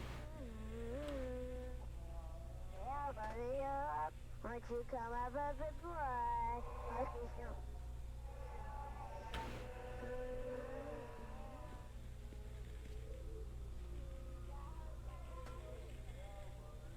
So lift every other thing. Okay, cool. Remember, more pills, tickets to the Atlantic Island Park. Interesting priorities. More Zolift. Blood on the floor. Did she actually eat Callum? Like, what's... Blood-covered drawing in the fridge and bottles of wine. That's fun. Okay. Blood. Zolift and wine in the drawer. Always just continue here. Was that ashtray there before? It's now ripped in half. I think she keeps rereading. A History of Solomon Island.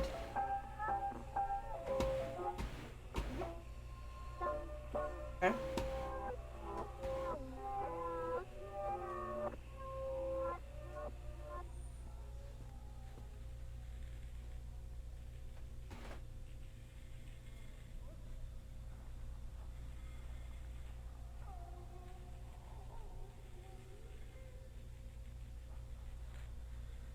One tablet by mouth in the morning or anytime you have an episode.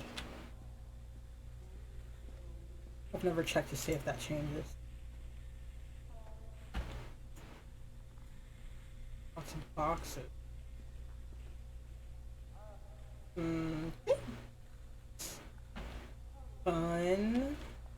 This is about where the door is open.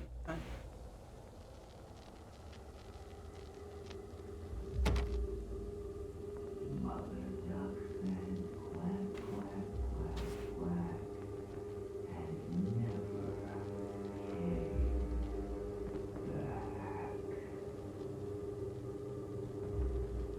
came back. Which toy? The one that was in the chair? Sorry, I'm not paying as much attention to the. Yeah, all I heard was. I think a lot of what was happening with the TV and the radio was gibberish in that last.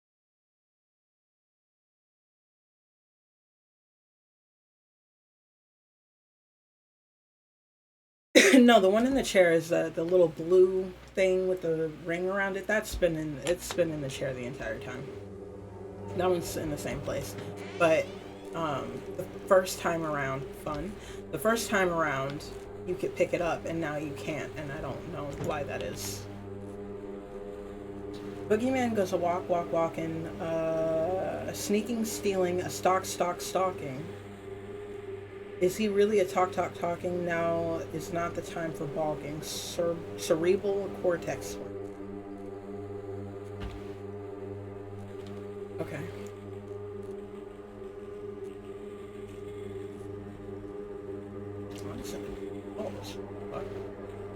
It kind of feels like they were like, you know what would be creepy? If you just hang dolls everywhere. Like, that's what I feel like. Because what does that have to do with anything? Maybe it'll tie in later. But right now, I'm just, like, really fucking confused about that. Oh, they popped out its eyeball. That's not nice. The woodcutter is dead. The witch always wins. A broken story. Right.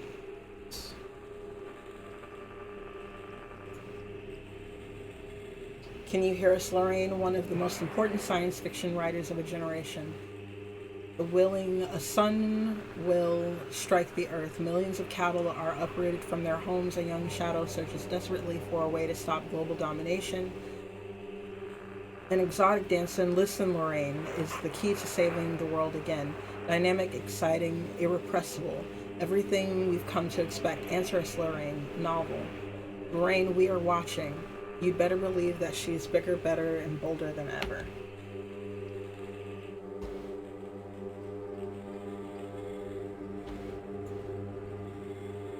There's more blood, and it's closer to our face for some fucking reason. Jesus. Hi, creepy baby. Yeah, see her cry, say bye-bye. See her try. Her lie? Ache her lie? I don't know. Her why.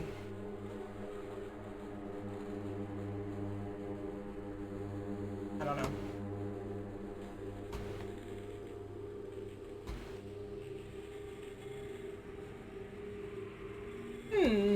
That's... Why is it wet? Okay. We're gonna put that down. Where's a note from Callum? Is it gone now? Okay. Babies and Zolift everywhere. That's nice. Zolift prescription over and over and over again. Remember, you are alone. Nobody loves you. Callum is no longer who he once was. Love that.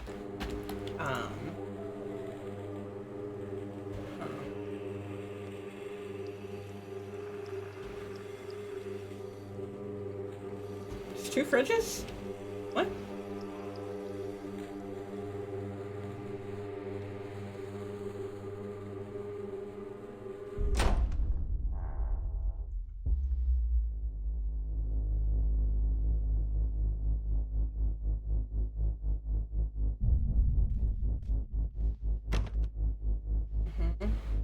Oh, there's a note here. Ah, it's burnt? Covered in blood and burnt? But the note from Callum that was missing from the bedroom. Didn't notice that last time. Oh, that's nice. It's covered in blood. So cool. Why does she have an ice pick in the fridge?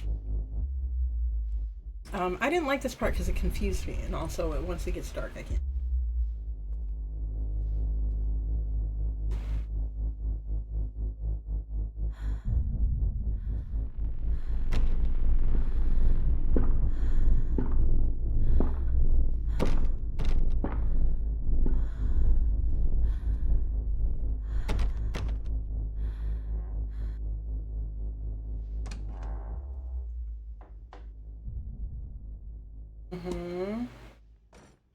was just uncomfortably weird.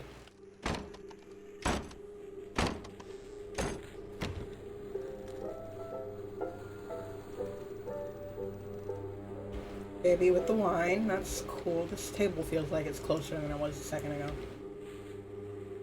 She's completely torn this up, which I guess is fair because, you know, I'm struggling and I reach out to a parent that I haven't seen in a while and then they abandon me. I would be unhappy too. Miss Maynard, as we agreed in our... something in this ear. As we agreed in our meeting today, we consider you to be batshit fucking insane, period. Let's be clear. You are in no way a sound of mind and body, and you are a danger to everybody around you. Please note that your only escape from this should be drugs. Period. A shitload of them. Smoking, snorting, oral, intravenous. Take them any way you can and as often as you can. That shit can only make your life better. In case there is any doubt, you are suffering a relapse and nobody really cares. Nobody can help you now. Don't fuck this up. Dr. Spock, Dunwick Medical. Oh, she's losing it. Jesus Christ. Or it's already lost. One or the other. I don't know. What is it?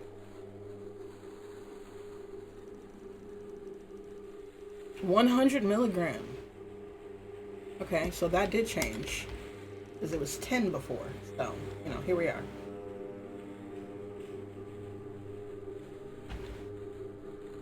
I don't know why that's getting torn up. Fair enough. I think this is the part where I was like, fuck this, I'm going to bed, because we have been playing for like 2 hours already.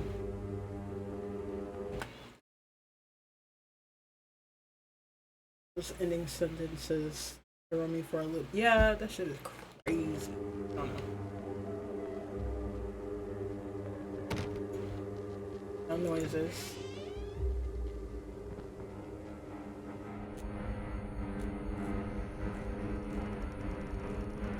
Okay, Lorraine, I need you to focus on what we are discussing. The Chipmunk Killer, Steve Gardner. He was locked away for what he did to those kids. Nathaniel Windsor hasn't been seen in years, and he's nowhere near Atlantic Island Park. We've established this. We know this. The music is stressing me out. I'm not even gonna hold you.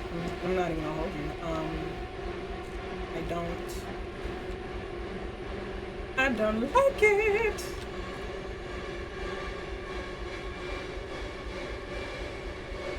This is the same.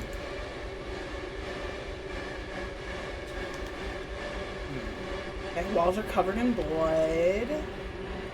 Cool. Oh, you know what? I think...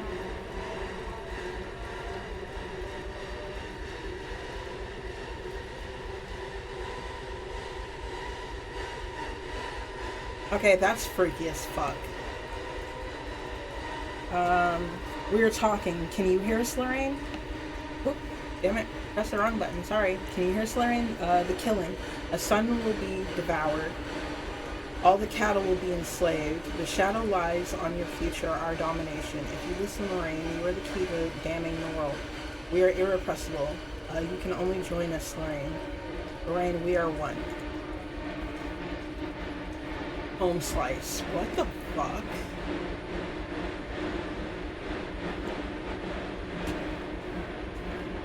Bloody's still the same. Okay. See her lie, say bye-bye. See him die. Ask her why. See her try. See her cry.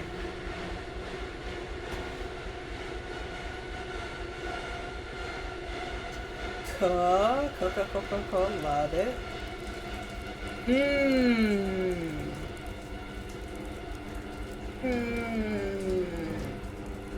Love that. That's fun. I'm having a great time. Next, scratched out. Forget Dawn. Dad cannot help him. Right. That's super cool. I love all of this. Is it like raining blood, or is that just like water leaking? What is that? I think it's just water leaking. Um, I'm actually kind of scared to go over there because I don't know what the fuck is going on. Okay. Hold on.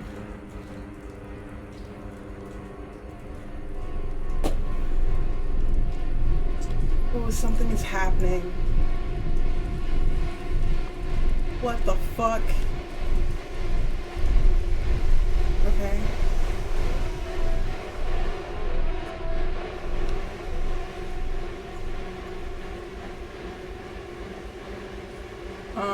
Okay.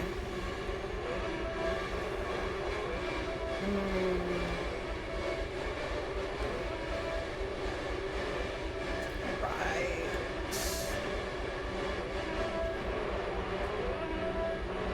There's an alarm going off. Loves it.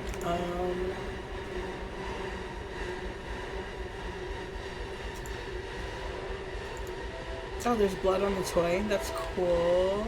It's cool. It's cool. I'm having a great time. Really. You will watch me rot. Fun. Oh my god. This is so exciting, guys.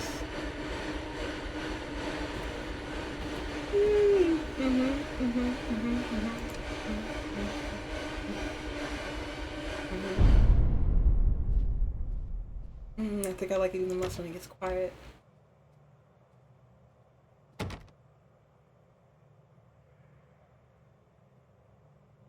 This music get louder faster. Girl, I don't know. I'm This is new.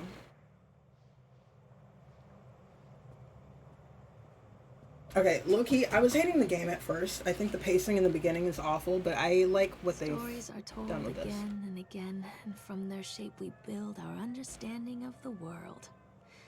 Two children are led into the woods. They are lost for a time, but then are captured by an old witch.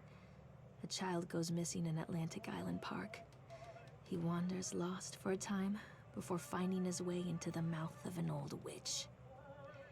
In the oldest version of this story, the mother and the witch were the same person. I never wanted to be the witch. But I am, aren't I?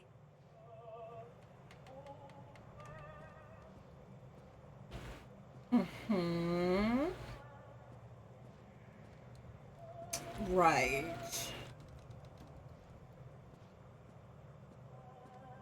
This is clearly set on fire. A nice fireplace.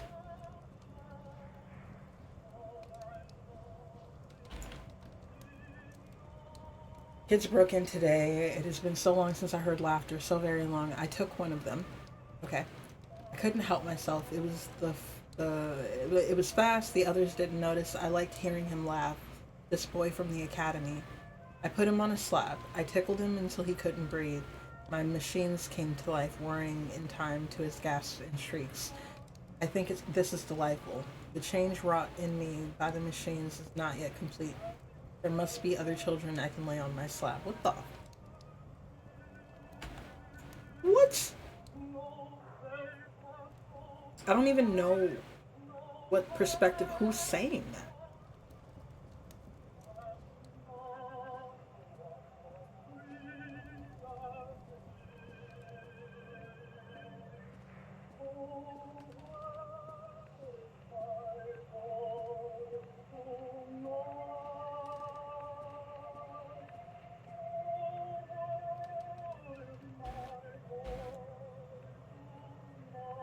Eyes without sparkle.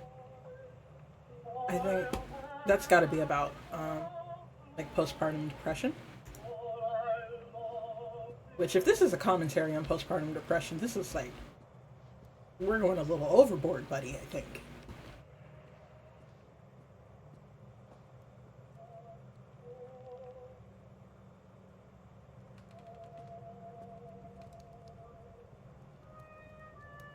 Ansel and Gretel.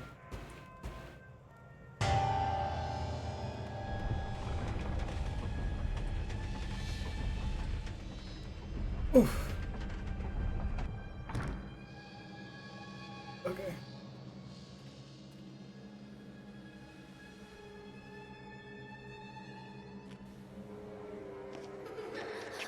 Callum? Callum? I like her pants.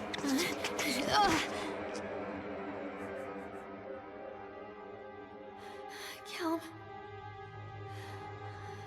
Callum? Callum!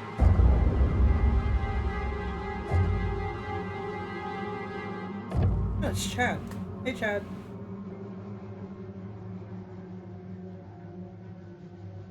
Oh, dude has Cthulhu on it.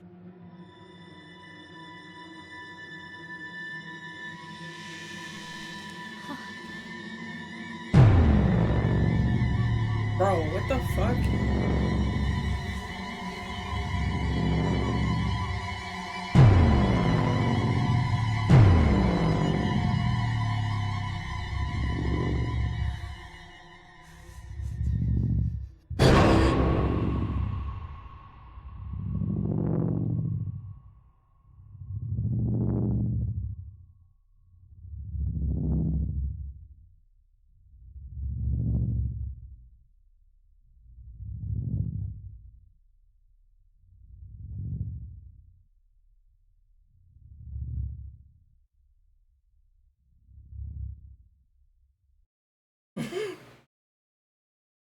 um,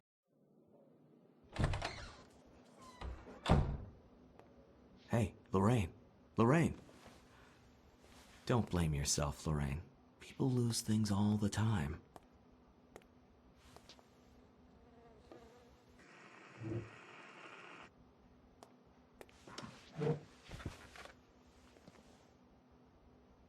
Take a deep breath and think about the last place you saw your son.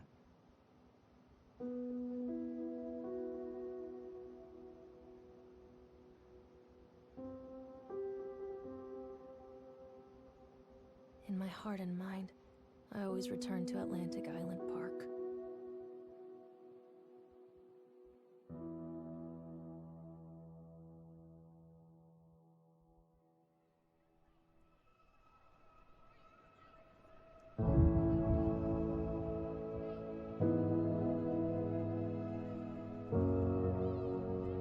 that was fucking weird.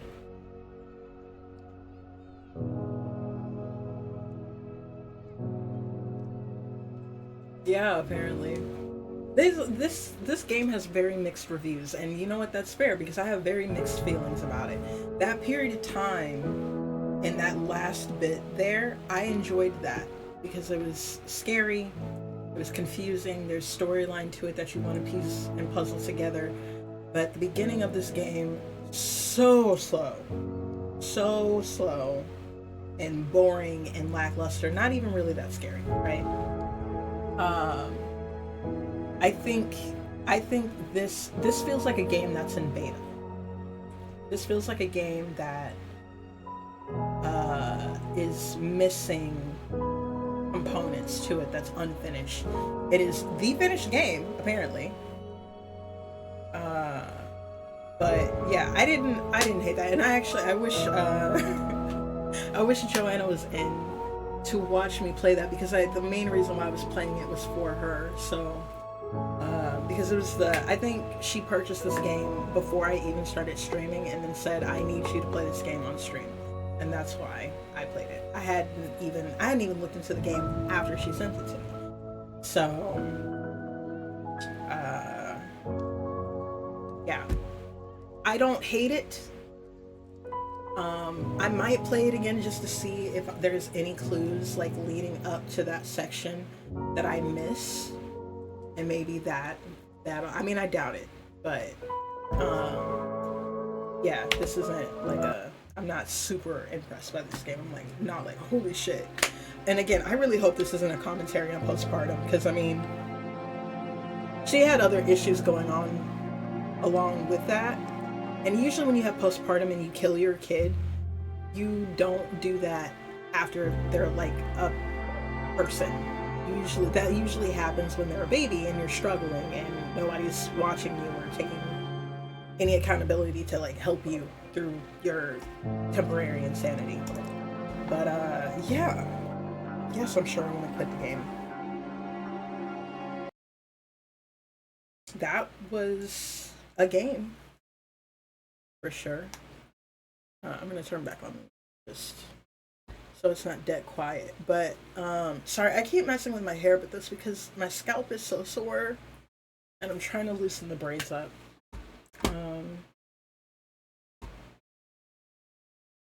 Because these bitches are heavy. I don't know.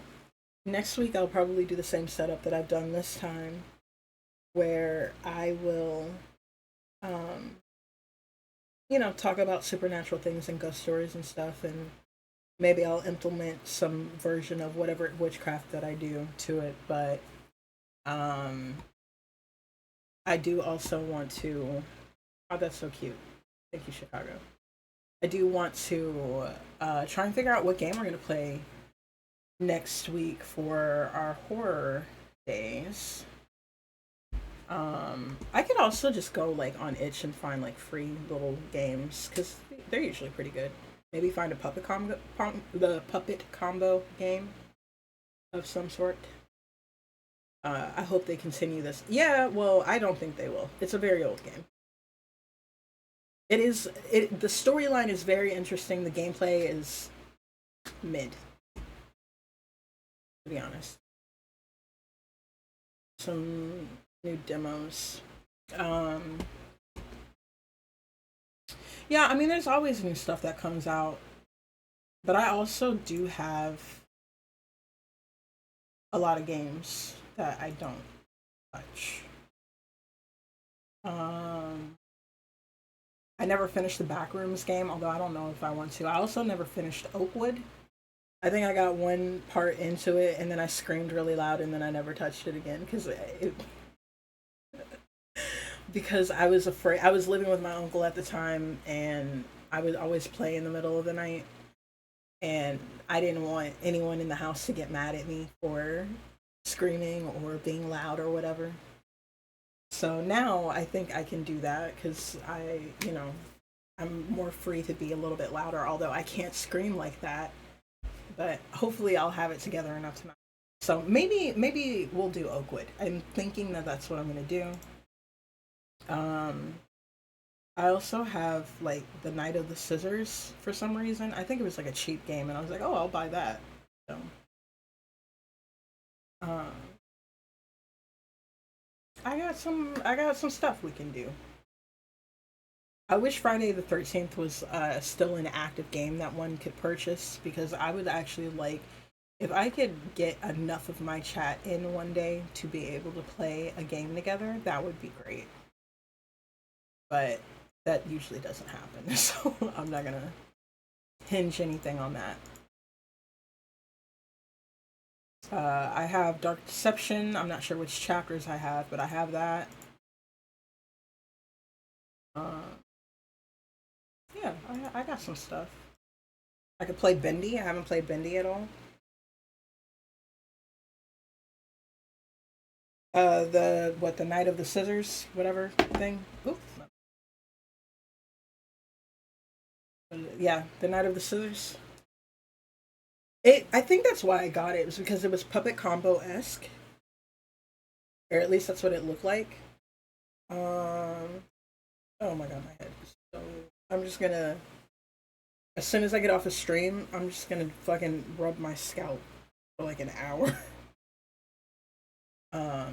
Yeah, I'm looking at the clip and it looks very puppet combo, and it's on sale now for 149. So that's probably what happened. It was one of the seasonal sales, and I was like, "Ooh, gimme!" But yeah, this is. And normally I like to go for 3 hours, but like I said, my braids hurt really bad. I'm in a lot of pain. I'm very tired, and I just really want to lay down. So I think that's what I'm gonna do. Next stream will be on Friday. I don't know. So Mondays are cozy game days. I've solidified that Wednesdays are my horror game nights. I don't know what Fridays should be in terms of like a themed thing. I mean, we can continue to play Stardew Valley on those days and have it be a chill day, but I would like to do something more interesting. So I don't know. if y'all have any ideas, let me know and I will consider them. I'm pretty flexible. So, but yeah. All right. I'm gonna go now. Love y'all. Eat some food, take your meds, drink some water, get some sleep. Love y'all. Good night.